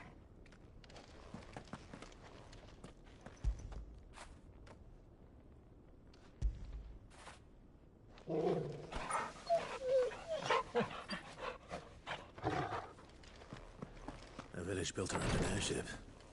Sounds like another Lost Wing.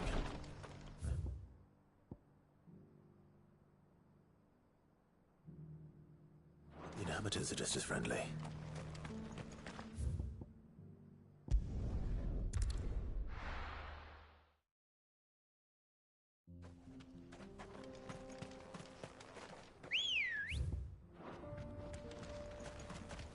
Ready, girl?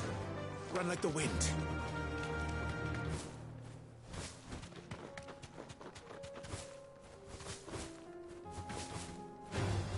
Time to fight.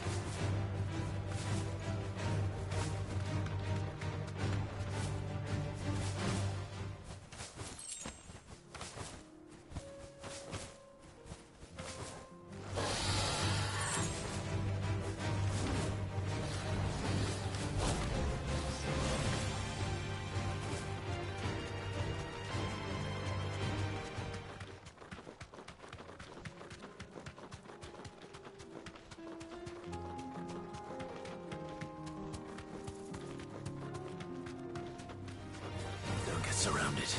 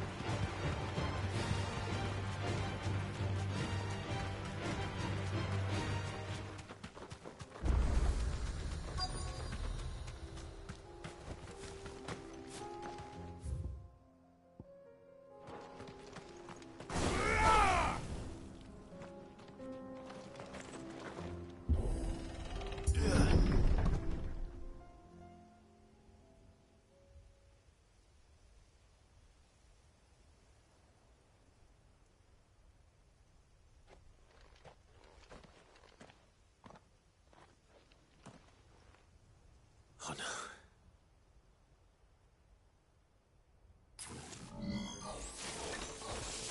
You'll pay for this.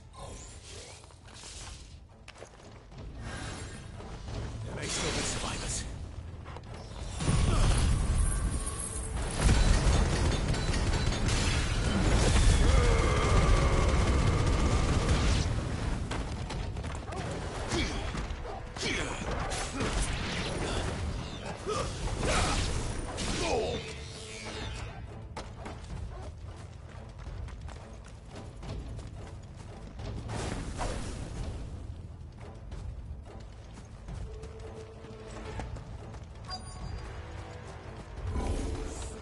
Whatever that thing is, they say it's their leader.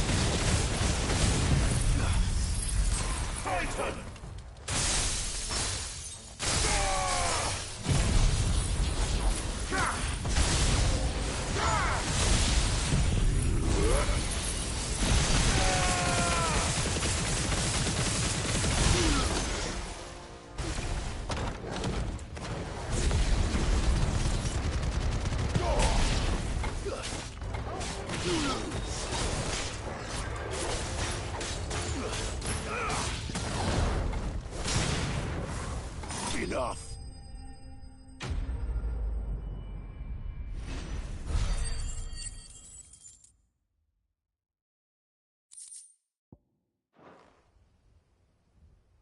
Should have stayed in the past. These must be Cyril's colleagues. You have our thanks, stranger. Who are you? Ah, forgive me, my lord. I did not recognize you. You are Lord Rosfield, are you not? We are archaeologians, tasked with surveying this site. When the echoes appeared, our brothers here occupied their attentions. Thanks to them, and to you, we were, for a mercy, able to see our duty to its conclusion. You call that a mercy? Your brothers might still be alive if you put their safety before your duty. Surely this survey wasn't worth dying for. We are charged with uncovering Ultima's origins. A duty of the highest import, as I'm sure you will agree. And you think your dead brothers would agree with you too? I know they would. They gave their lives for the cause, an honor to which all Undying aspire. Now, to what do we owe the honor of your presence, Lord Marquis? Cyril told me of your work here, and I agreed to collect your findings in his stead. I see. That is most kind. Pray, take them then, with our humble thanks. May the Firebird's flame burn ever in your heart, as it does in ours.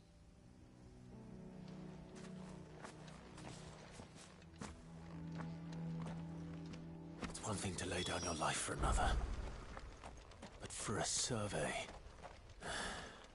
I suppose I'd better get this back to Cyril.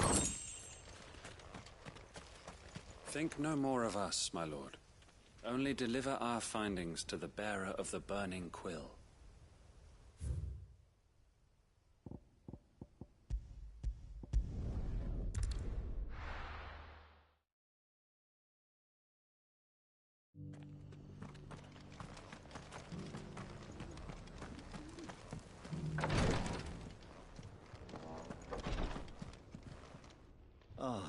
You are returned, my lord.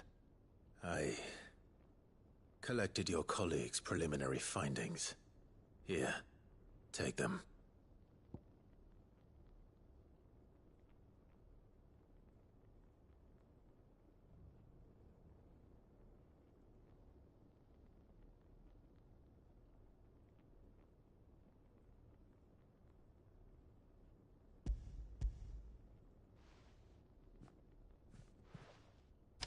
My thanks. I shall study them, and inform you forthwith if I discover aught that might aid you in your fight against Ultima. Cyril, your survey party suffered several losses in Kretov. Losses which could have been avoided, had the others not chosen to complete their work, instead of saving their friends. Were these your orders? No. This was their choice. Every Undying devotes his life to the service of the Phoenix. It is our sole duty, and should we die in discharging it, so be it. Even when death is avoidable. My lord, I fear that this is not a point over which it would be fruitful to argue. The Undying have served the Phoenix for countless generations, and your opinion of our methods, however earnest, is not like to change them. We live to serve the Phoenix. Our very order exists for that purpose, and that purpose alone. Cyril, I know that you and your brethren answer only to Joshua, but allow me to offer you a word of advice. It does not further the cause of the Phoenix to have his loyal followers surrender their lives without good reason. Provide your survey parties with an escort, that they might live to do their duty for years to come. Think not only of how you can serve the Phoenix, but how Joshua would want you to serve him. Please. For all our sakes. I thank you for your advice, my lord. If you will permit me to respond, our faith in his grace, Joshua Rossfield, is absolute. And we of the Undying will do what we believe is right to fulfill our duty unto him. As first shield to the Phoenix, I am sure you understand what it means to do one's duty. I do. Then we are of the same mind. And it is my hope that we may continue to do our duty together.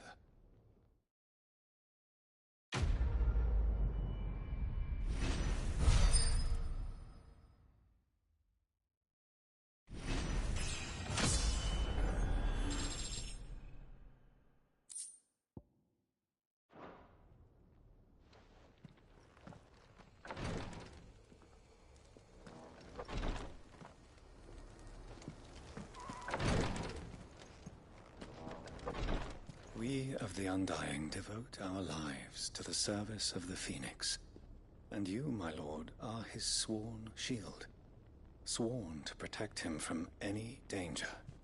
We both have our duties, so let us see them done.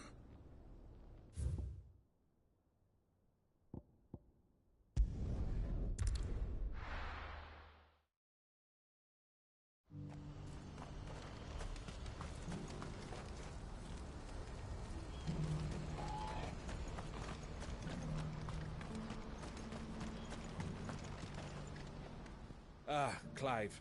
You'll be pleased to know that the negotiations are progressing well. That is good news. Yes.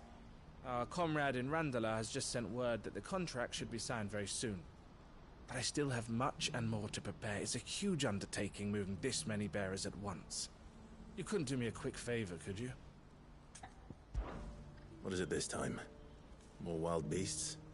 Nothing like that. I just need you to go over to the caravans and ask El how long we have until the bearers arrive. Find out exactly how much faster I need to get all these supplies moved. All right. I'll go and ask. Thanks, Clive. I owe you one.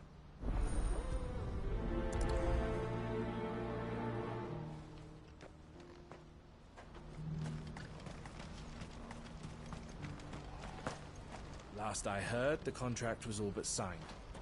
Hopefully El knows when the bearers are due to arrive now.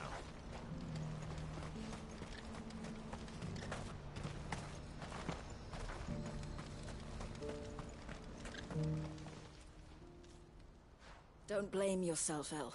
This is their fault, not yours. I know, but... No buts about it, all right?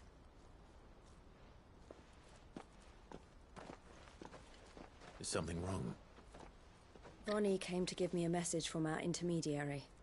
The talks with the Republican army have fallen through. They've reached an agreement with the Silver Peak Consortium instead.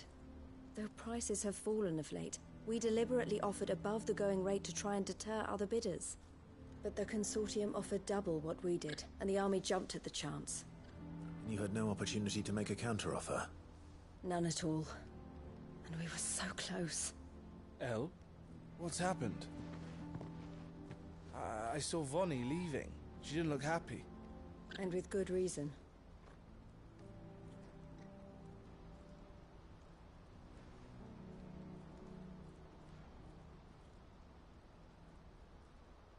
But I thought we were the only ones the Fist were speaking to about the bearers. How did the Consortium even find out about this? It's not so surprising. They have ears all over the Republic. This isn't over. The Consortium will have to sell these bearers eventually, and at the price they paid, buyers will be few and far between. I'm going to Randalar myself. Alone? You sure that's wise? Are you offering to be my bodyguard? How kind. Meet me at the checkpoint near the capital gates. I'll send an owl ahead and request a meeting. You go to Cashlock, Theo, and get everything ready. We've waited far too long as it is. Even if I fail to free these bearers, there will be others.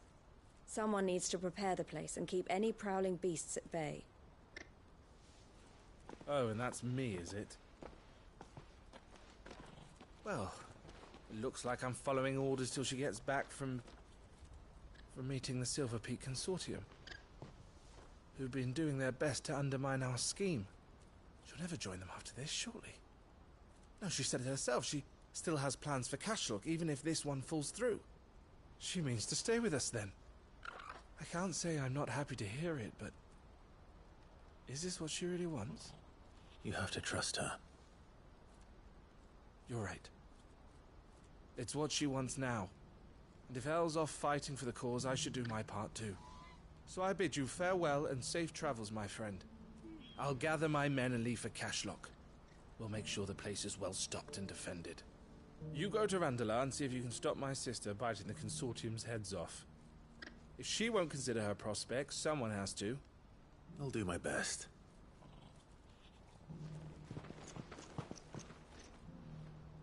All right. To Randalar, then. And better. I'll keep Eloise waiting.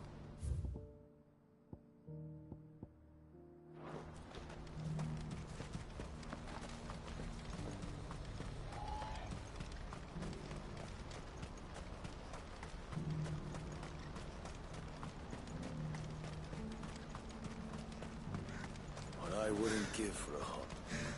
Looks like this is the end of the road, folks. When are they gonna let us through?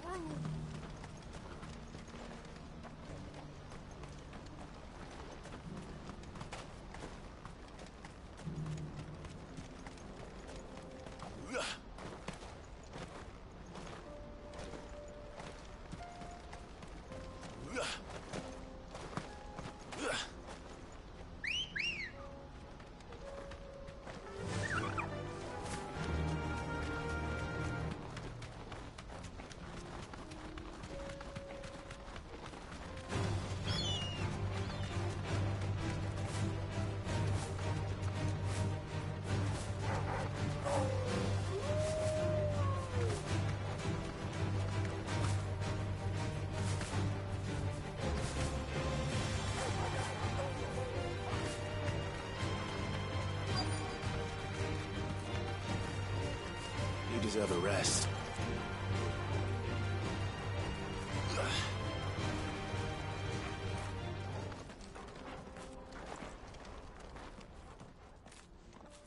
I hope I didn't keep you waiting. Did you arrange to speak with the Consortium? Here they are now. You wish to consult with me? I did. It's about the bearers you recently purchased from the Fist. We had all but finished making arrangements to buy them ourselves, and then you stepped into the fray. You misunderstand. The Consortium had an interest in purchasing them from the very first. It was only our regard for you that kept us from bidding. But your hesitancy in accepting our offer to you suggested that the regard was not mutual. And so we resumed our business. I did not hesitate. I am simply not inclined to make such decisions without first giving them due consideration. But what is done is done. Come then. How much do you want for them? Alas, you are too late yet again. We rarely take on such unconventional merchandise without a purchaser in mind. The bearers belong to him now. Who is your buyer? A trader from across the water. A most demanding fellow, if it's any consolation. He insisted the bearers be fed, dressed, even given their own bunks for the voyage over. That's what you get when you deal with continental types. I wouldn't know. Oh yes, the culture on the continent is quite different to ours. They pay good money for bearers not fit for the knacker's yard, and treat them like kings. But as long as they pay... That does sound unusual. No matter then. If they've already left our shores, there's little that can be done. Allow me to withdraw my interest. And with it, my interest in joining your organization. My associates will be sorry to hear that.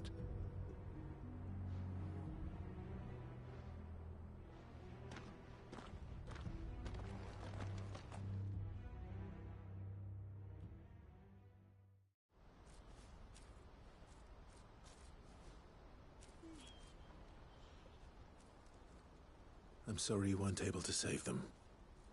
As am I. But I only have myself to blame. He was right, you see. The Silver Peak Consortium did intend to buy those bearers before I did.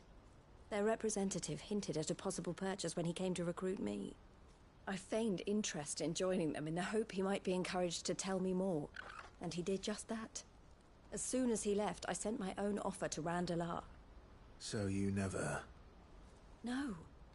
I entertained the Consortium's proposal solely so I could learn more about those bearers. But I was a fool to think they wouldn't find out. I knew exactly who I was dealing with. You tried. I did. And if what he said was true, the bearers are to be well treated.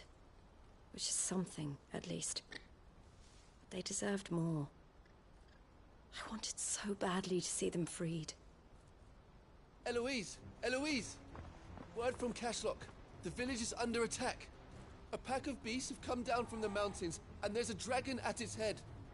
Theo and the others are trying to hold them off as best they can, but the odds are against them. They need help, and fast. Theo! I'll go on ahead. Thank you, Clive. I'll gather some men and join you there. Just... make sure he's safe.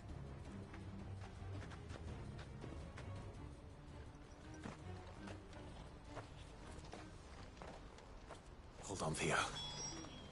I'm coming. Please, you have to go and help him. You're my only hope. You're Theo's only hope.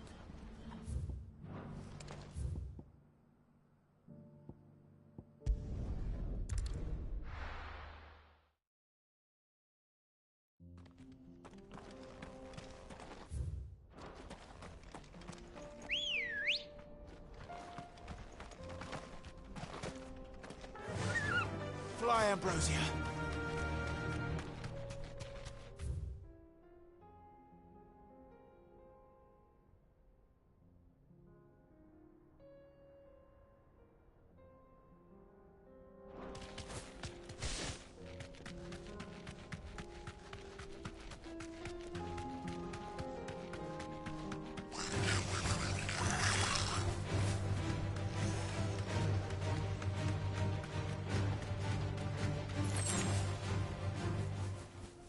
to ride from here.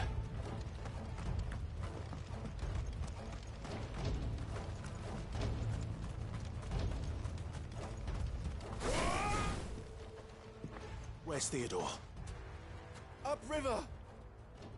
He led the dragon that way to keep it from the village, but the whole area's flooded with ether.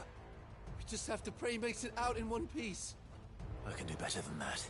Torgal, with me. Theodore led the dragon upriver.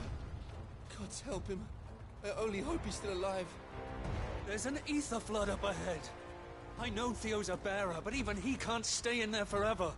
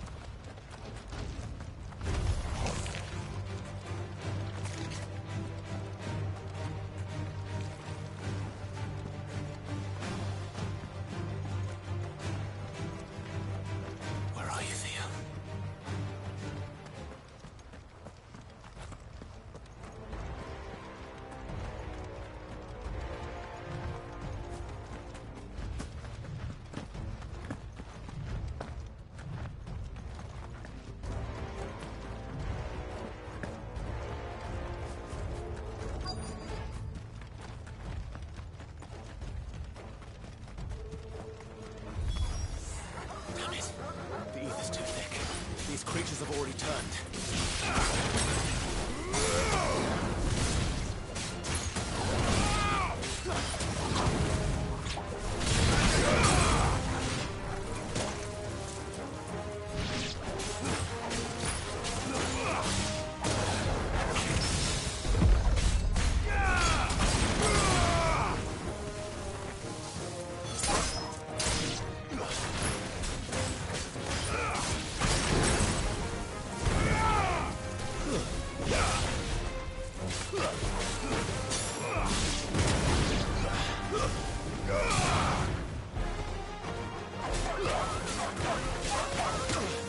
It's over.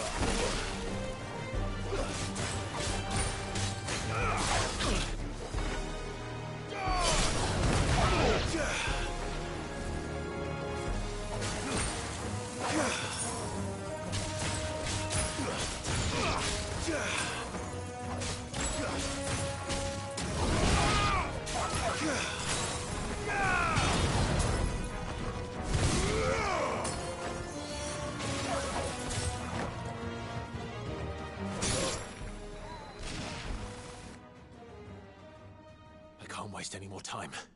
I need to find Theodore before that dragon does.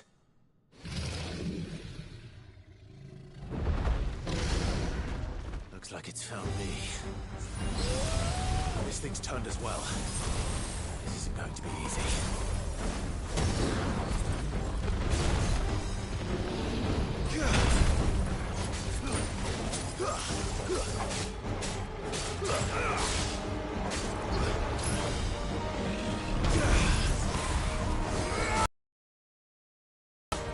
This.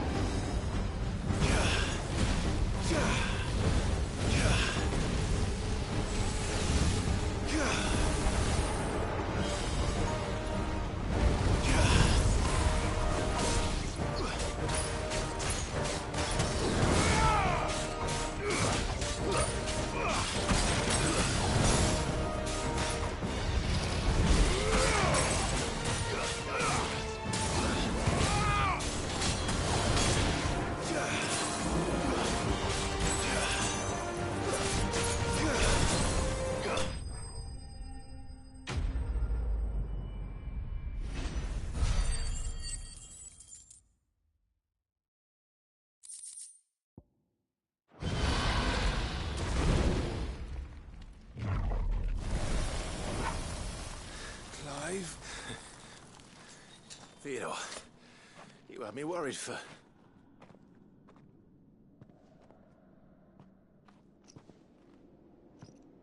We have to get you out of here.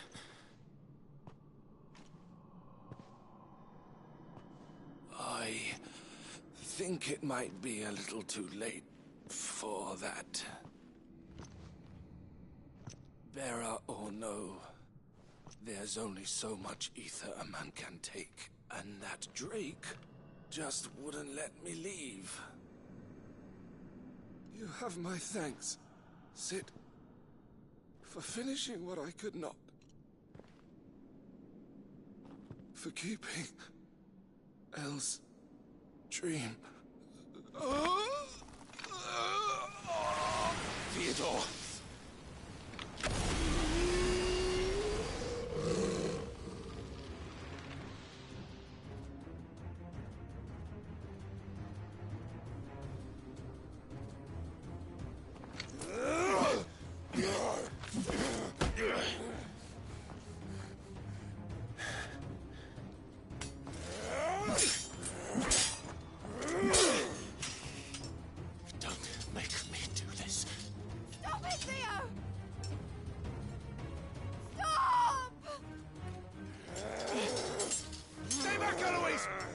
And so will you!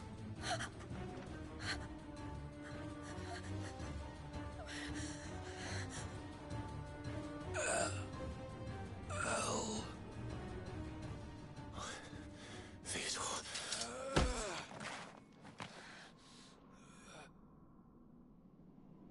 Take care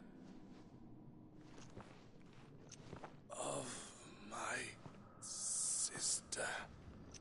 Theodore, wait.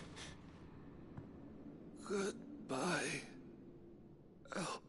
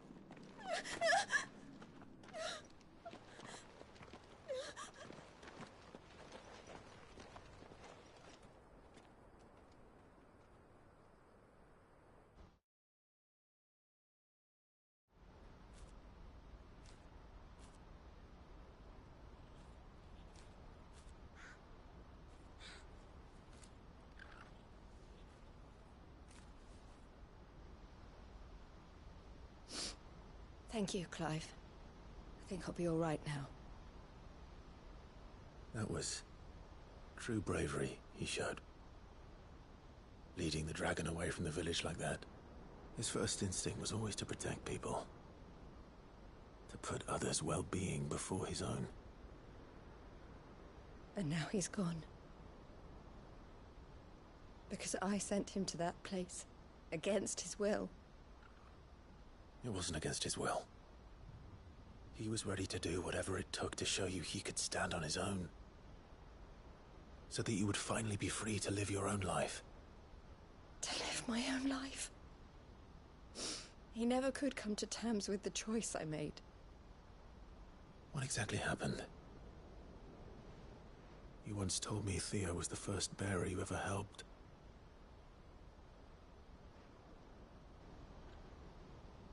We grew up in Canva. We were born to one of the great trading houses. And I was chosen to inherit the family business. I had my father's head for figures, you see. Theo did not. While I studied the art of commerce, he played at soldiers instead. A late bloomer. In more ways than one. For unlike most bearers, it wasn't until his 15th summer that his powers awakened. My parents tried to drive him out of the house and into the care of the constables.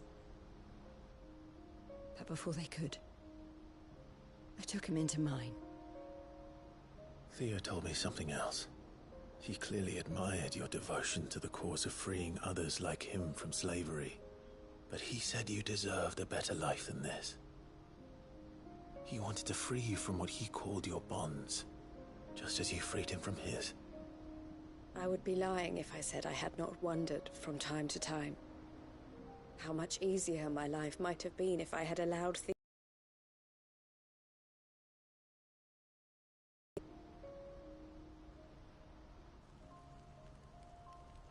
But I have never regretted the decision I made.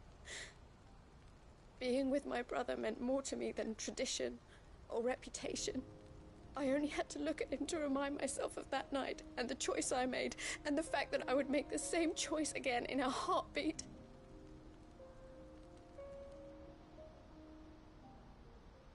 He was never a burden. How could he even think that? If anything, I was the one who weighed him down. You weren't, Eloise. He said it himself, that he had always been grateful to you for saving him, and that he wanted to repay you by letting you live the life you were denied. Neither you nor Theo weighed each other down. You loved one another. You did whatever was necessary to continue living your lives together, and you always would have. You're right. All I ever wanted, all I ever did, it was so we could be together. Oh, Theo, why did you have to...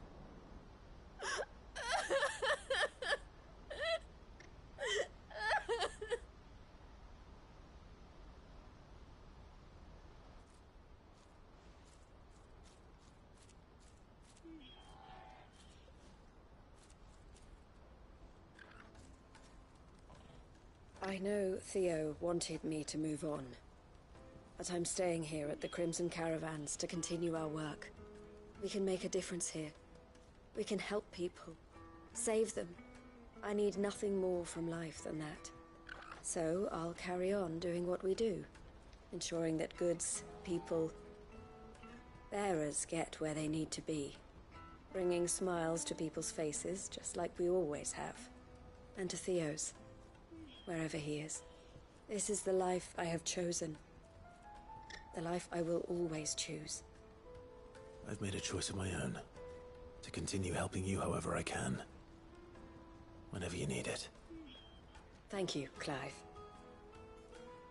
Let's go on together then, for Theodore.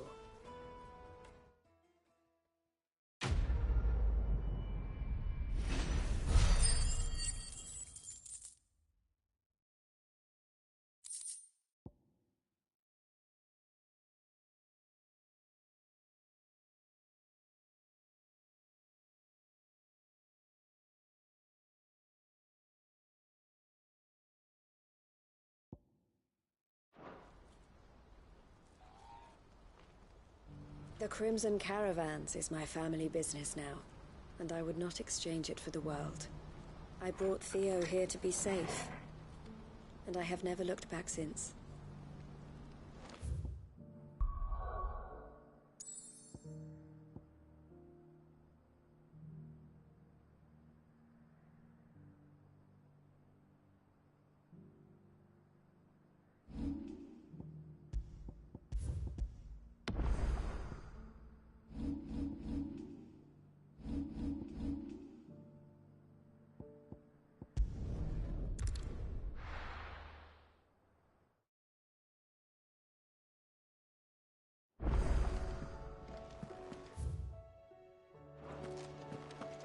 Come back.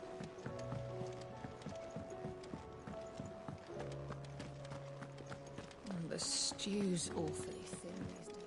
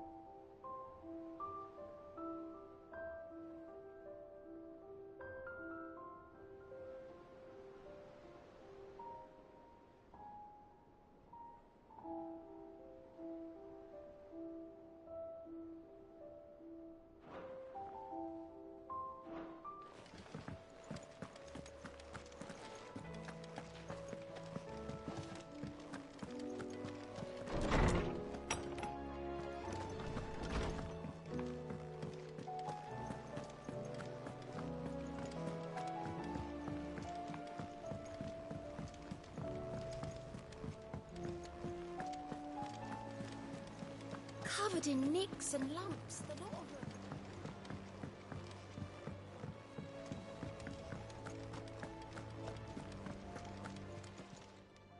How may I help you today, Clive? Come to claim your just desserts?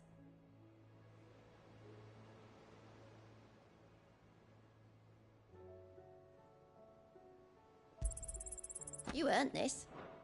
Come again. I may...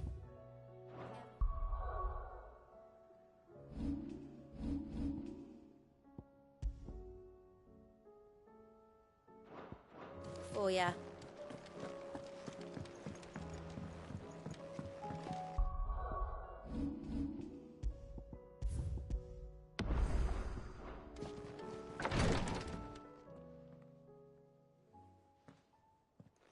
How are you feeling, Joshua?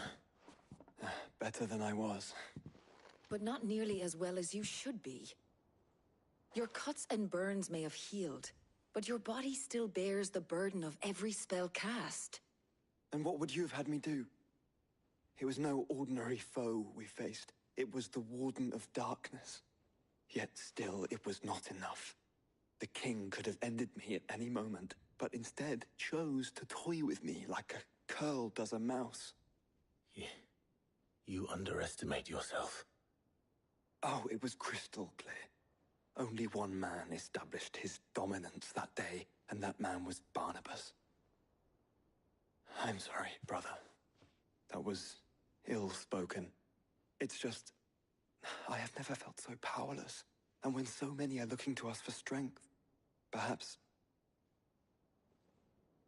perhaps the prince feels the same.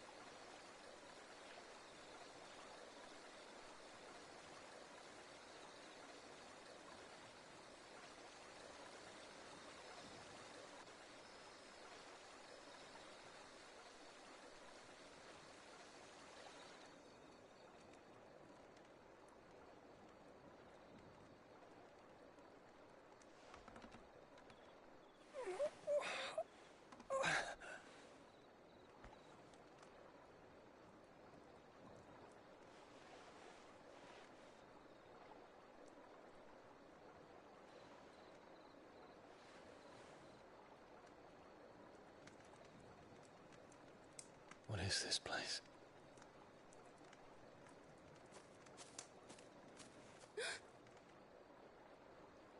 Don't move.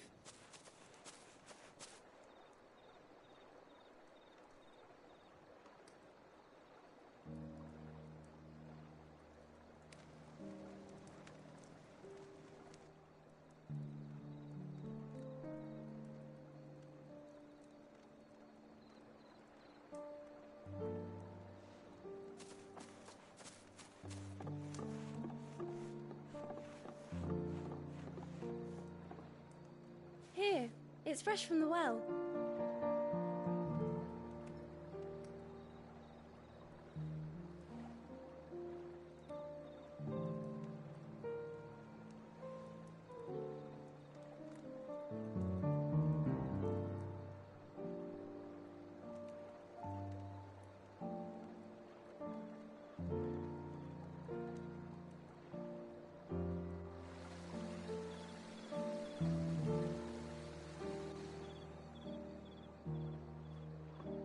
Grandmother told me spirits sometimes get lost, and that the lanterns guide them to their proper place. I set one on the river for her when she passed away.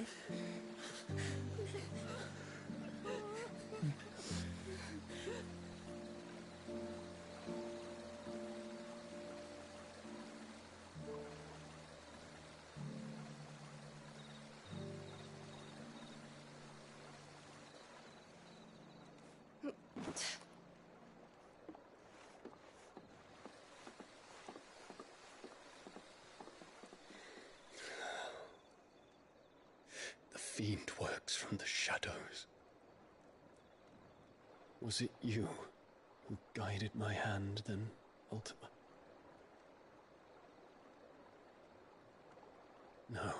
you. This is my doing, my fault, my sin to bear. And for it, I must atone. Your hurts are healing nicely. It was my poultices that saw you well. You make them? And sell them, or try to. Earns me enough for bread, most days. Forgive me. I have nothing to... I know, but I couldn't just leave you lying there.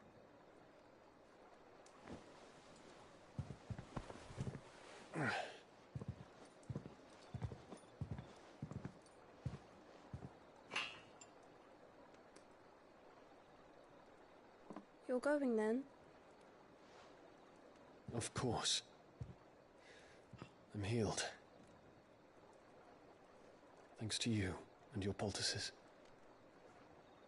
Will you promise to come back and visit?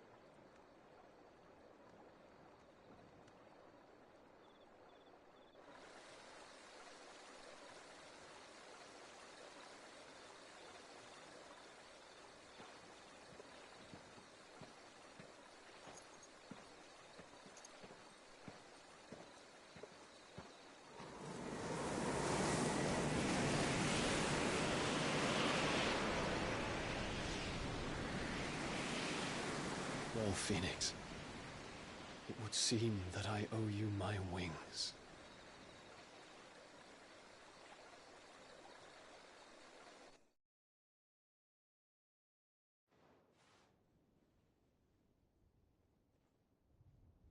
Perhaps he can find an answer.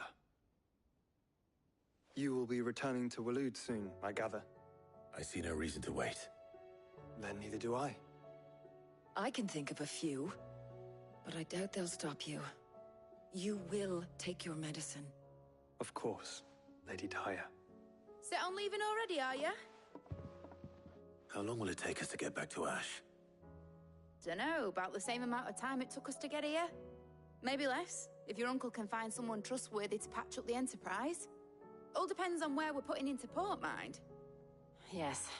It's not as if we can put ashore wherever we choose. We have to assume that the whole of Ash is hostile, and that we'll be attacked on sight. Then we must find a place they won't think to look. And I have an idea who might know of one. The Professor! I'll go and tell you coming! While you're plotting our course, I'll be in the shelves with your lawsman. I wish to pick his brains about Ultima. Then I'll talk to Karen about supplies for the journey. They may not be easy to come by in Ash.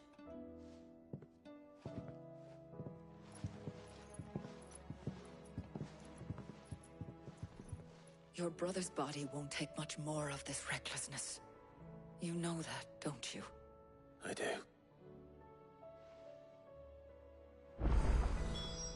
You've seen more of the world these past 5 years than most do in a lifetime. It's a shame you never had a moment to enjoy it.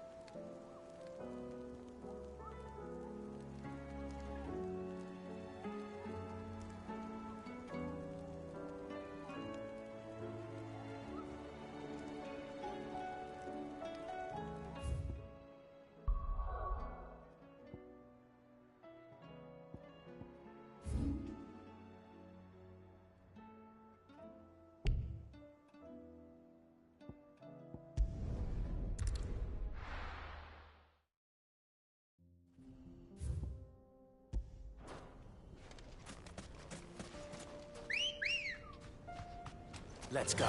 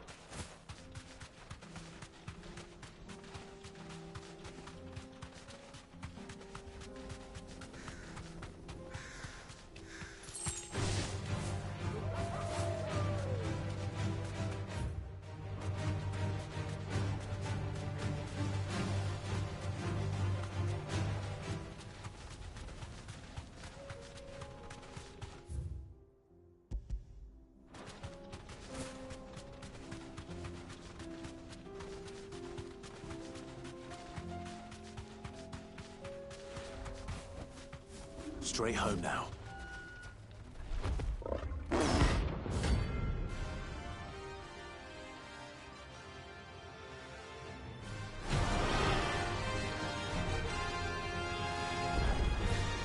We're not gonna outrun this one.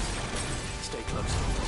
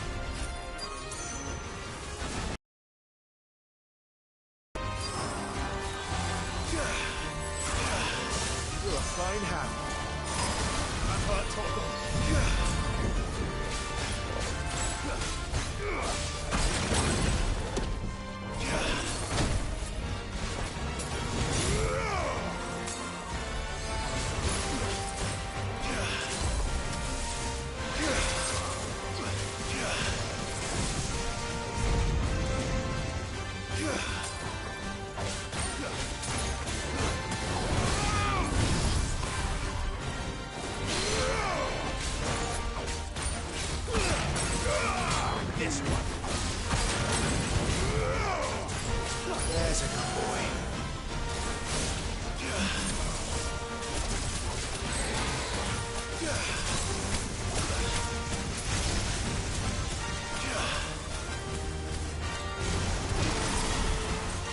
Get him!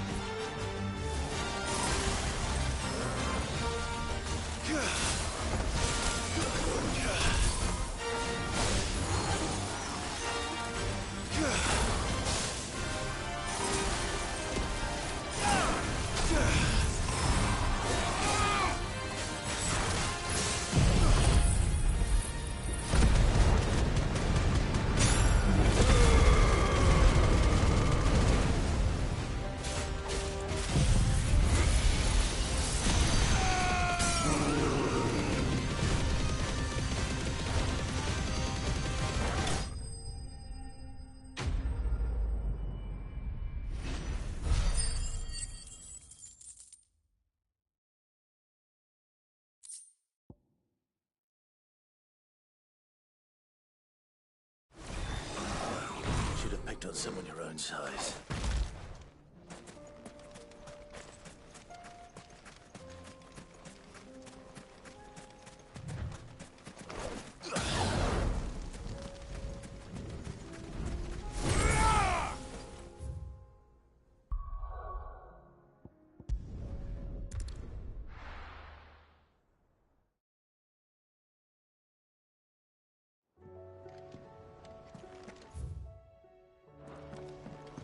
Come back.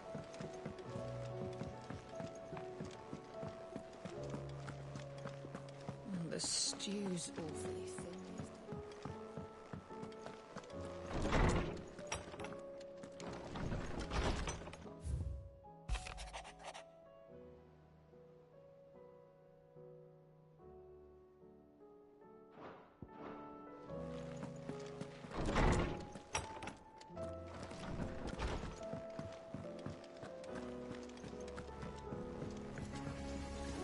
What do I owe the honor?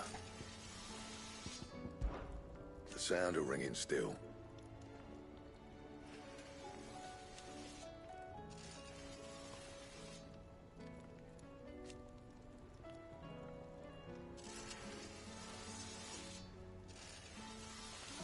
So we weren't.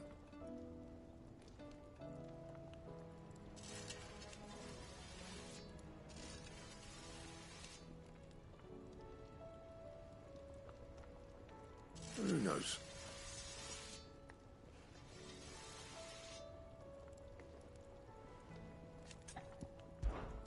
What do you want? That it? Fine. Oh, don't tell me we've run out of Pamplionas.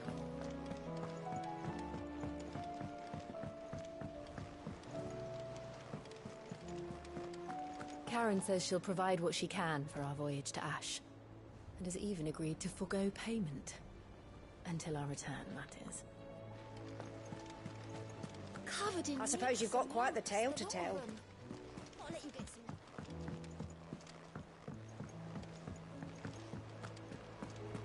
Still say we're a compliment. Say it all you like. It doesn't make it true. Ah, Clive. I was wondering when you'd arrive. Please tell me you've come to take our young prodigy here off my hands. I'm not here for Mid. I need information on Ash. Then why not ask Molly if you can look in one of her ovens? Go on. As soon as the Enterprise is ready, we'll be setting out for Drake's Spine. And we're going to need a safe place to land. Preferably one that won't see my ship blown to shit and splinters. If it were that easy, do you think Waloed would have resisted invasion for so long? Very little is known of Ash, and the information we do have is spotty and outdated. We have the good King Barnabas to thank for that.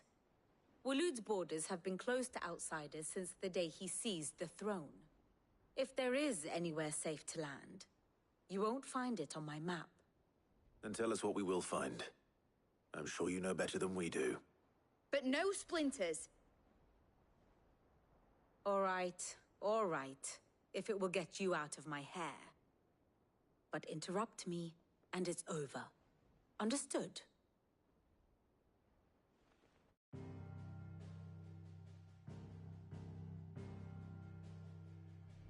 Barnabas Tharm, the one they call the Last King. Understand him, and you will understand the kingdom of Waloed. Barnabas was only a boy when he arrived from beyond the southern seas, and barely a man before he united the ragged tribes of Ash. And having unleashed them upon the formidable Veldemark, he set his throne upon the ancient kingdom's ruins. The victory sent shockwaves around Valisthea, tales of Odin's might spreading through every court, parlor, and drinking hole in the realm. Note that this was in the year 843, and that the king still sits upon his throne some 40 years later, quite untouched by time. Waloed's recent inaction left many wondering if Odin had lost his appetite for war. And yet here we are. The Einherjar was committed to the fray, a bold declaration of intent. Orcs swarm around Drake's Fang, and throngs of Akashic haunt Canvas streets. Though how precisely the havoc they wreak serves Waloed remains unclear. Regardless, if the order to attack truly came from King Barnabas, then one thing is certain. Waloed has achieved the impossible, and made bedfellows of beastmen and the ether-addled alike. All of which is a roundabout way of saying that you will be in unknown territory when you set foot on Ash. Much of the continent has already been lost to the Blight, and what few ports remain will be fiercely guarded. And that is to say naught of its natural defenses. Offshore currents will cast an ill-equipped ship out to sea one moment, and dash it against the rocks the next. But then the Enterprise is anything but ill-equipped, and Mid has made land there before. Now, if only there were someone with an intimate knowledge of the Shadow Coast, and where a daring gentleman might put ashore.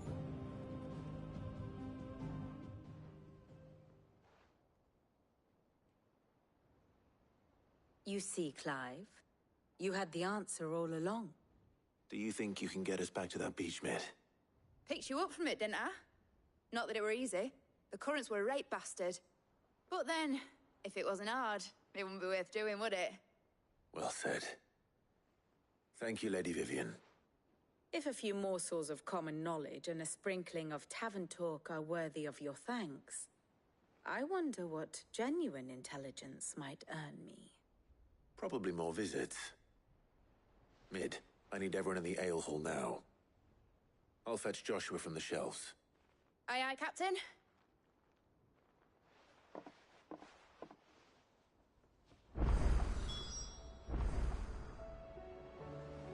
Clive. How may I help you today?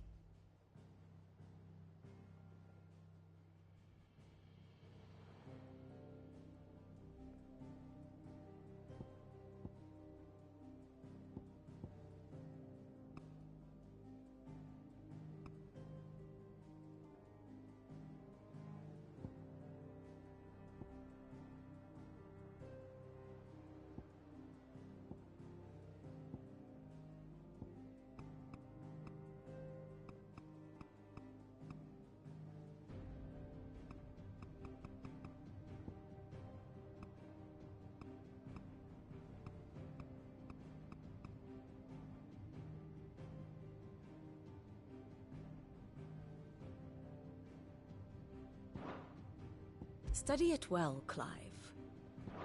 Very good.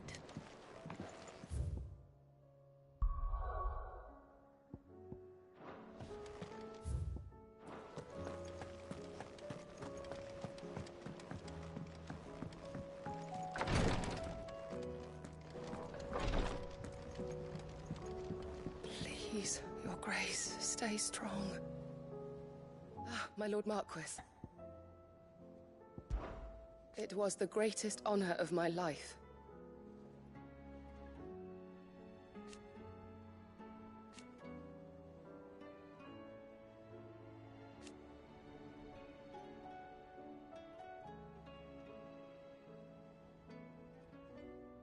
But now... So I bid you.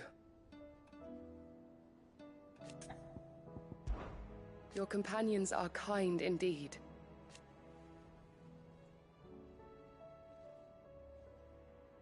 I must admit...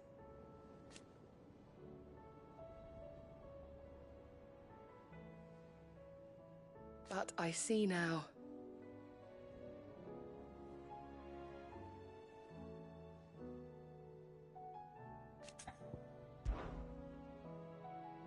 Yotei, is anything the matter? You seem troubled. Perhaps I might be able to help. My lord. Yes. Perhaps you might.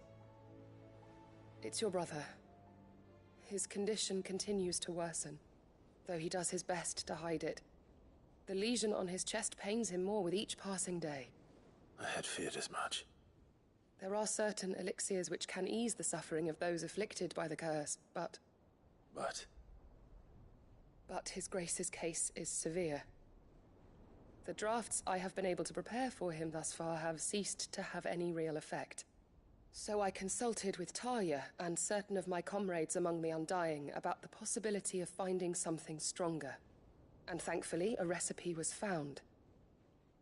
The only problem being that the critical ingredient is exceptionally hard to come by, and our supplies are almost exhausted. Unless we can secure more soon, your brother's anguish will likely become unbearable. My lord, I know that I have no right to make demands of you.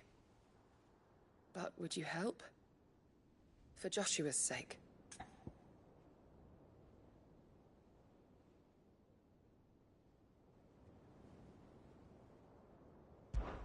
For Joshua, anything.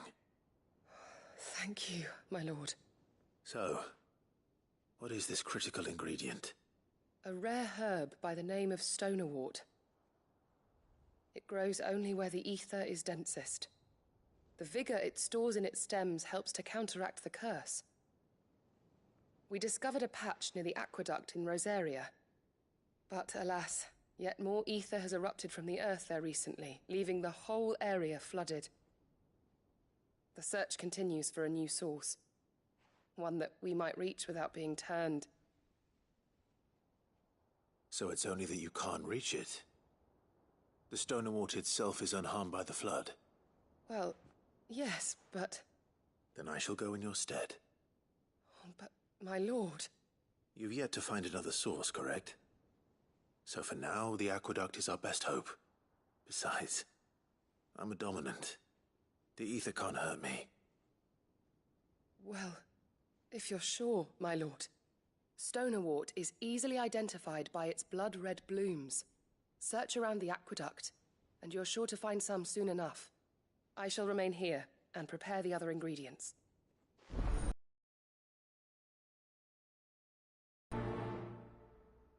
I had only thought to ask for your assistance in finding a new source of stonerwort.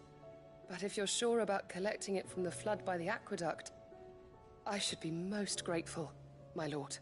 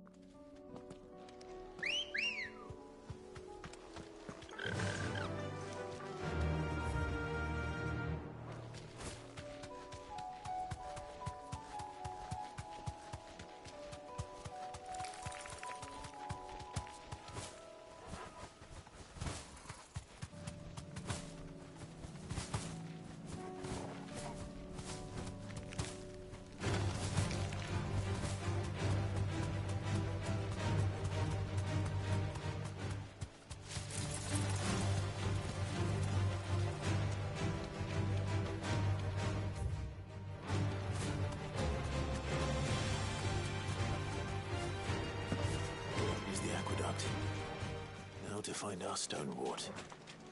Yote mentioned blood-red petals.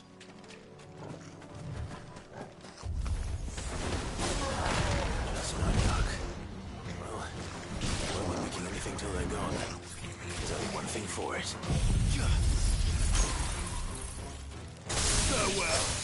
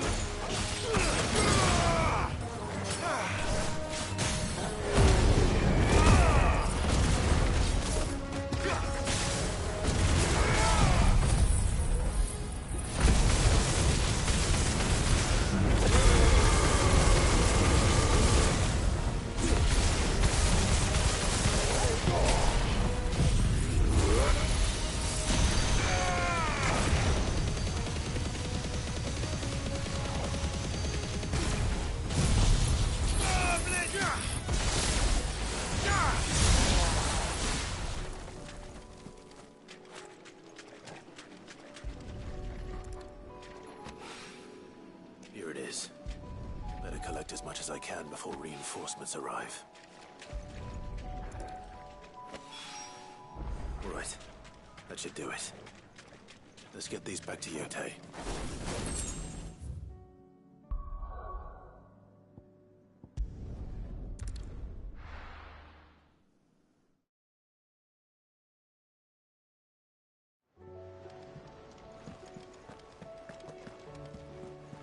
Covered in nicks and lumps.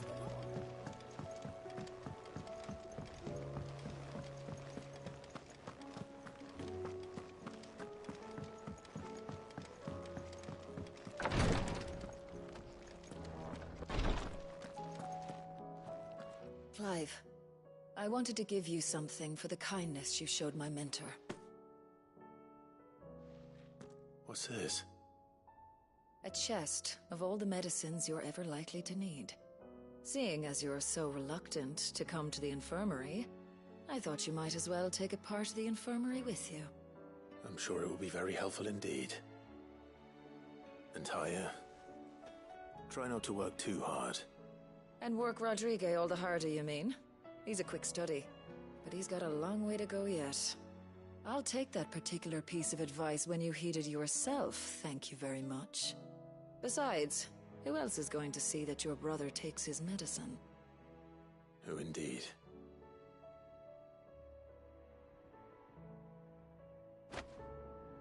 I'm glad I was there for his final moments.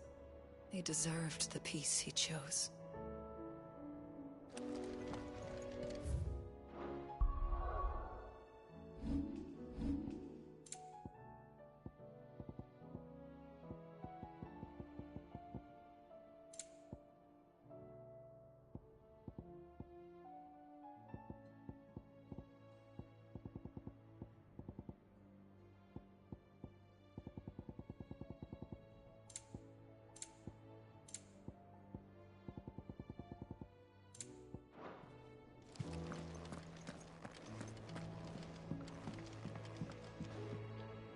Yote, I brought back all the stonewort I could find. Will this be enough?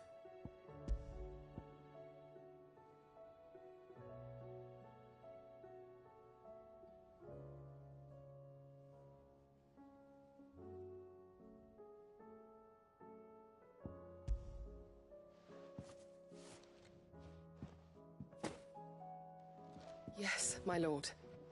Thank you. I'm sure it will serve us until we can find another source. I'm very glad to hear it. You and His Grace are very much alike, you know. You think only of how you might help others, and never of the danger to yourselves. No more than you have minding my brother.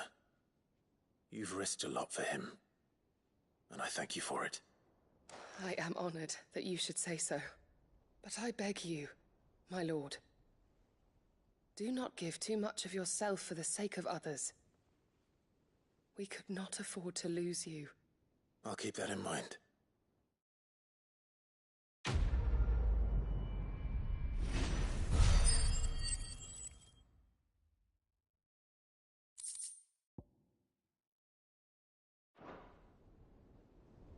You and your brother really are alike, my lord. Though selflessness is a virtue, I beg you, please take more care of yourselves.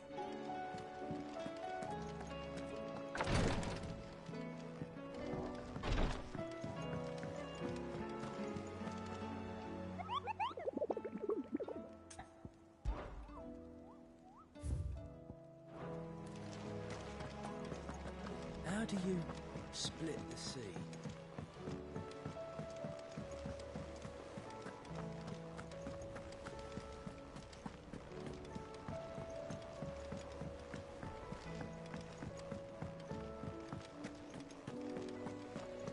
The stew's awfully thin these days.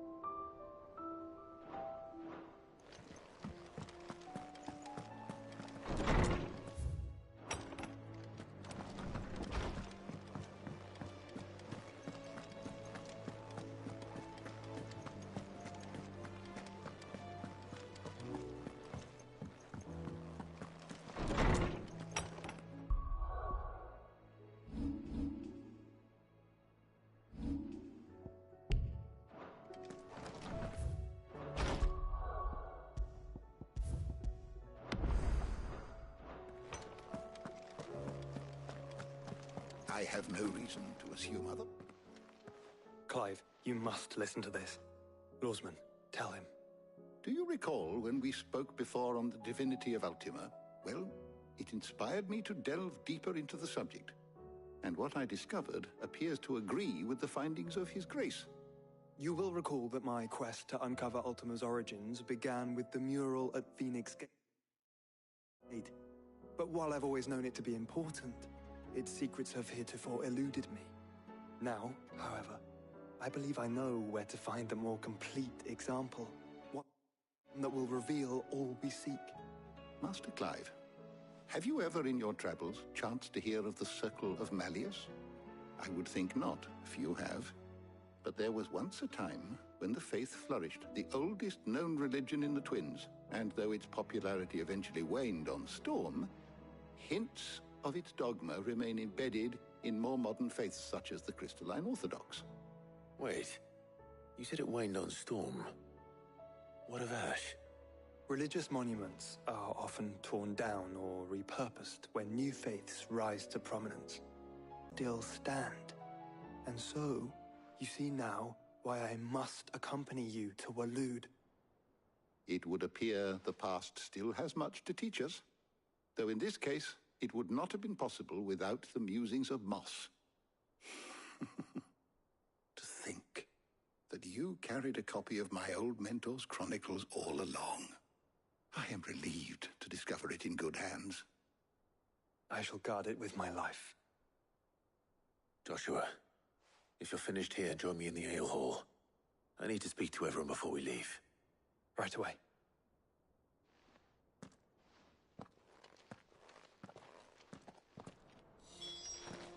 If it please your grace, Mid said I can ride the Enterprise.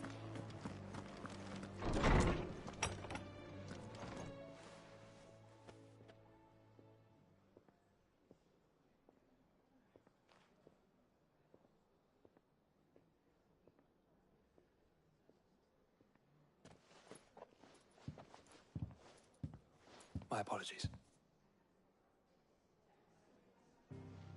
By now you've all heard where we're going and why. So I won't bother you with the boring details, only the important ones. If we attempt to approach Stonehere by sea, there's a good chance we'll be sighted and fall prey to the capital's artillery. So instead, we'll disembark on the southwest coast and make for Drake's Spine on foot. I say we, but it's highly likely the entirety of Ash is under the rule of Ultima. A large party would only attract unwanted attention, as well as slow our march and require supplies which may be difficult to obtain. Only Joshua and I will be going. And a scout. Preferably a good one. Gav, do you know of any? You bet your ass I do. Might still borrow some of Lady Vivian's maps, though. Just in case, like. Once you've dropped us off at the Shadow Coast, you need to retreat into neutral waters, fly merchant colors, and stay inconspicuous. If you sense any danger at all, you leave us behind and return to Storm. Inconspicuous is my middle name. But like hell am I leaving anyone behind. The ship ain't going nowhere till your scurvy mugs are smiling on deck. Jill, the Enterprise will appear a tempting target for royalists and pirates alike. You're to stop anyone boarding. Don't worry. I'll keep the ship and her crew safe. You'll be needing passage home, after all. But... very well. If there are no questions, I'll see you all at the docks.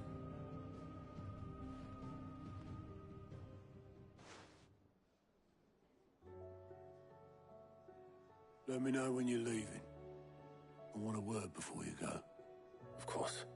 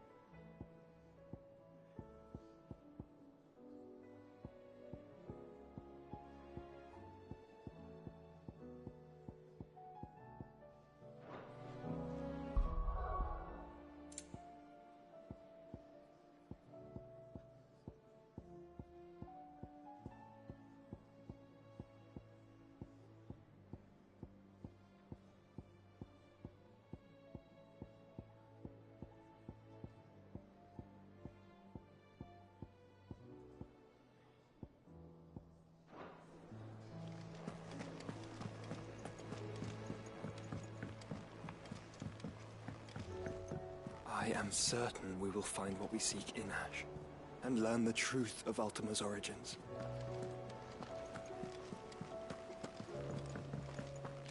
I suppose you've got quite the tale to tell.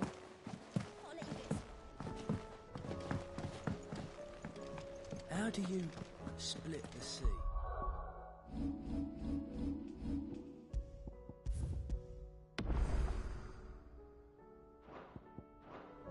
You reckon?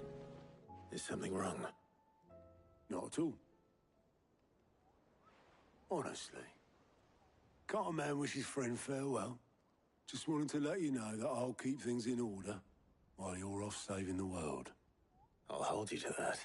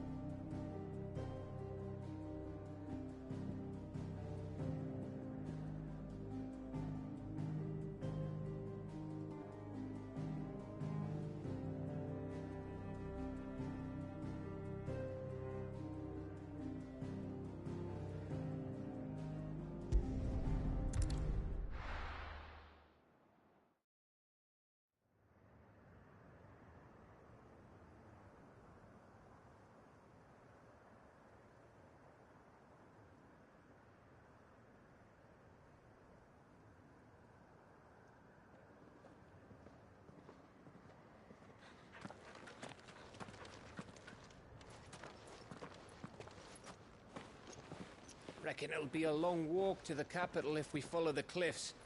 I'll scout ahead, see if I can't find us an inland route.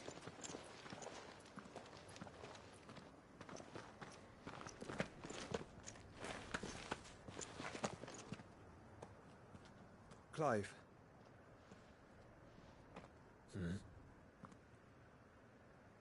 There's something I've been meaning to ask. You took her icon, didn't you? Yes, I did. She understood.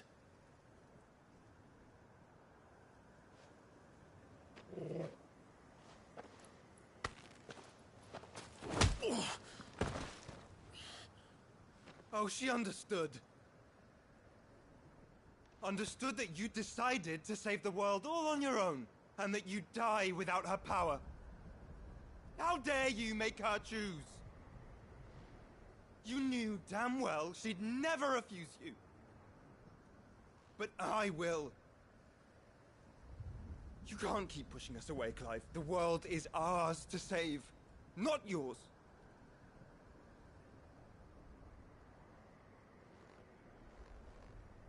I used my gift because I thought it was the right thing to do.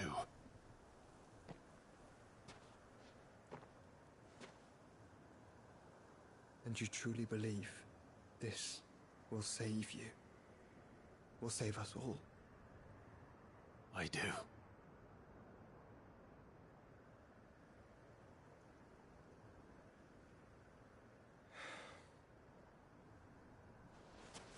Then so be it.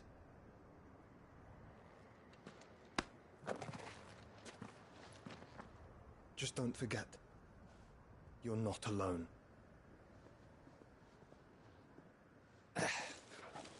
Think I found us a trail. Did I miss something?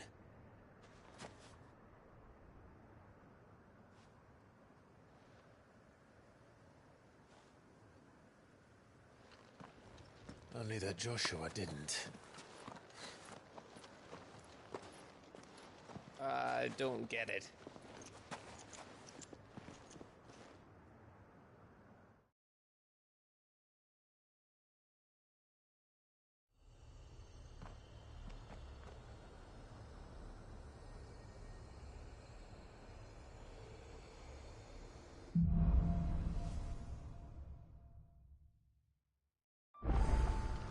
Always wanted to visit Ash. We're in Waloda territory now. Don't expect a warm welcome. Oh. I don't know, Clive. That castle over there looks inviting enough. Shall we sample its inhabitants' hospitality?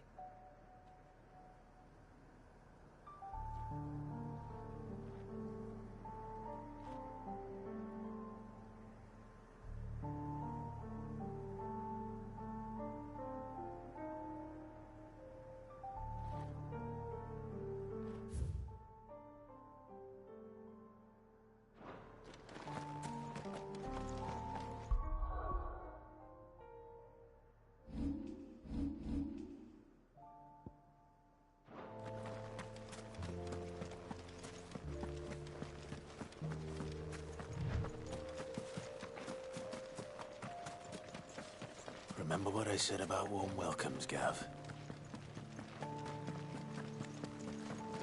Oh, this place is as dead as Grieger's ghost.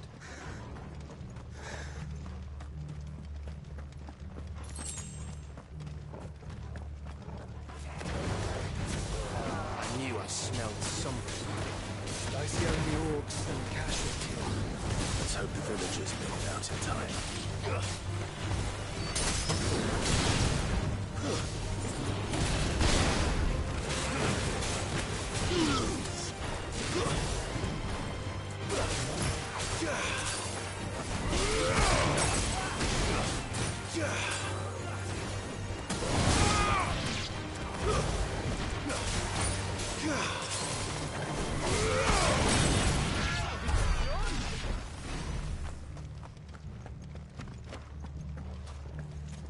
Have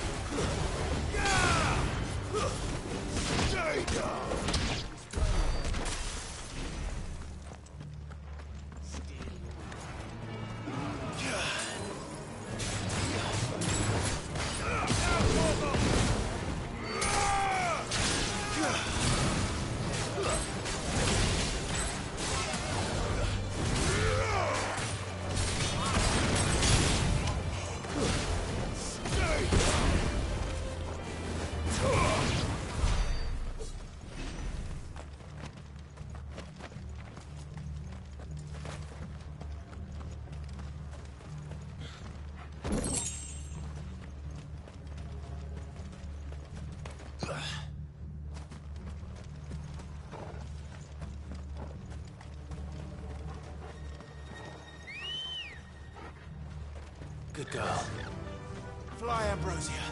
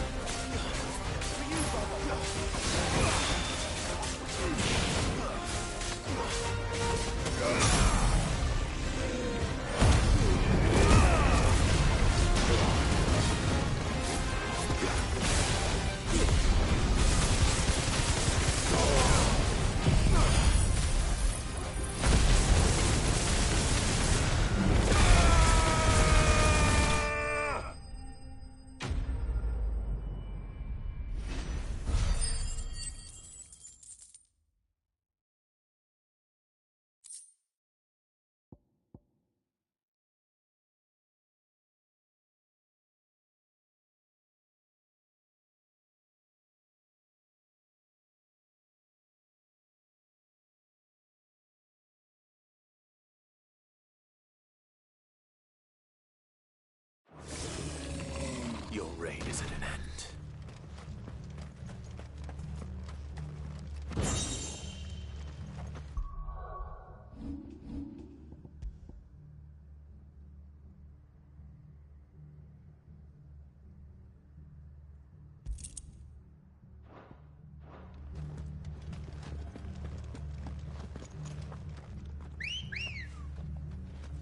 Let's go.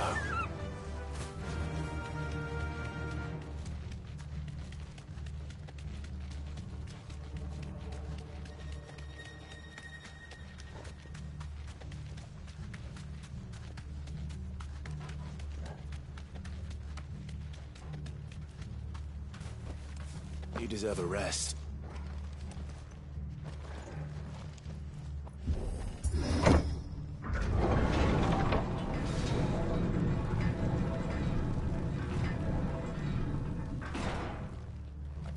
It's Camber all over again. Where the hell are the Royalists? Seems you were right about that welcome after all, Clive.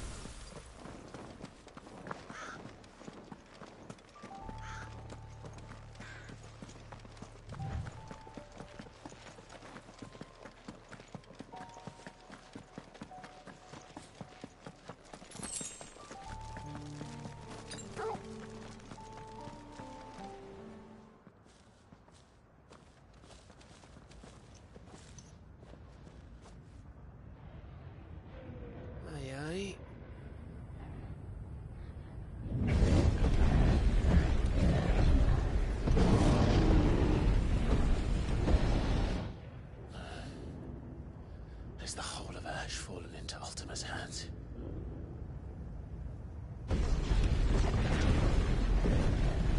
That's no peace delegation. We should send a warning to the others. No. My uncle will have an eye on the coast.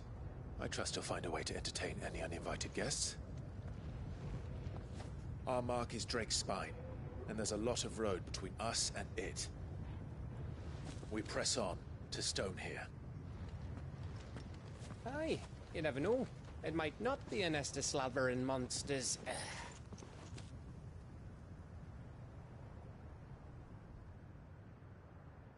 Clive, you must go on ahead without me.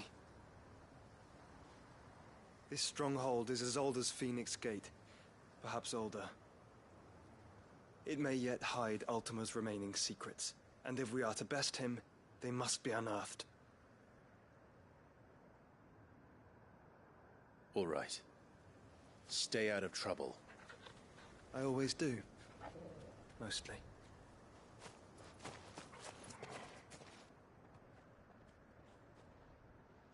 You sure about this?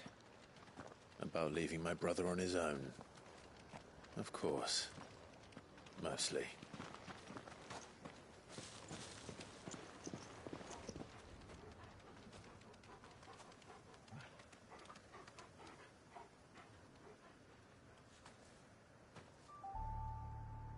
Lady Vivian's map is so old it's hard to tell which way is up. But if I'm right, we're not far from a village called Aistla. Then we make our way there, resupply, and wait for Joshua.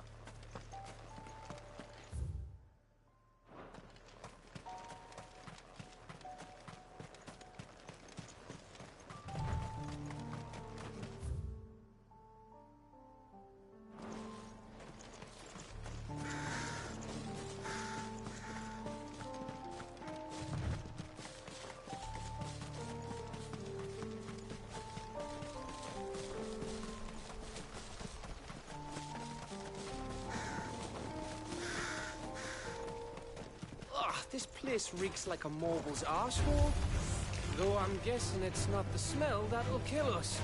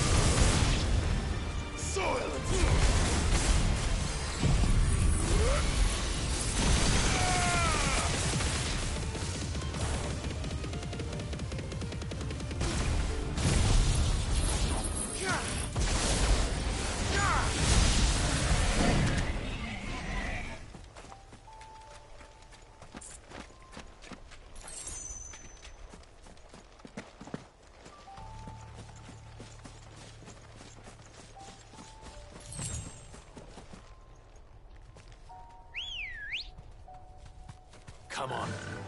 Run like the wind.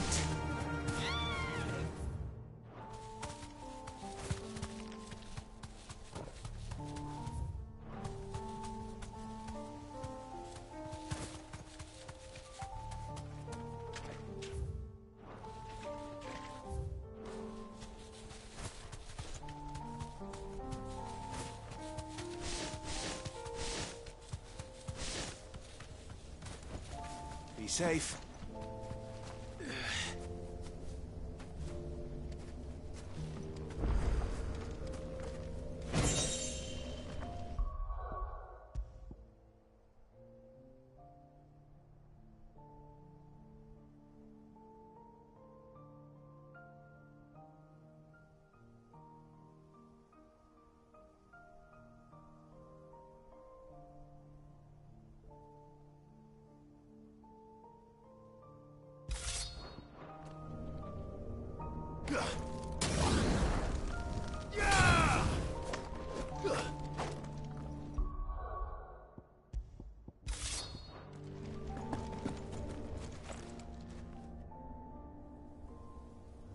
This one's awake.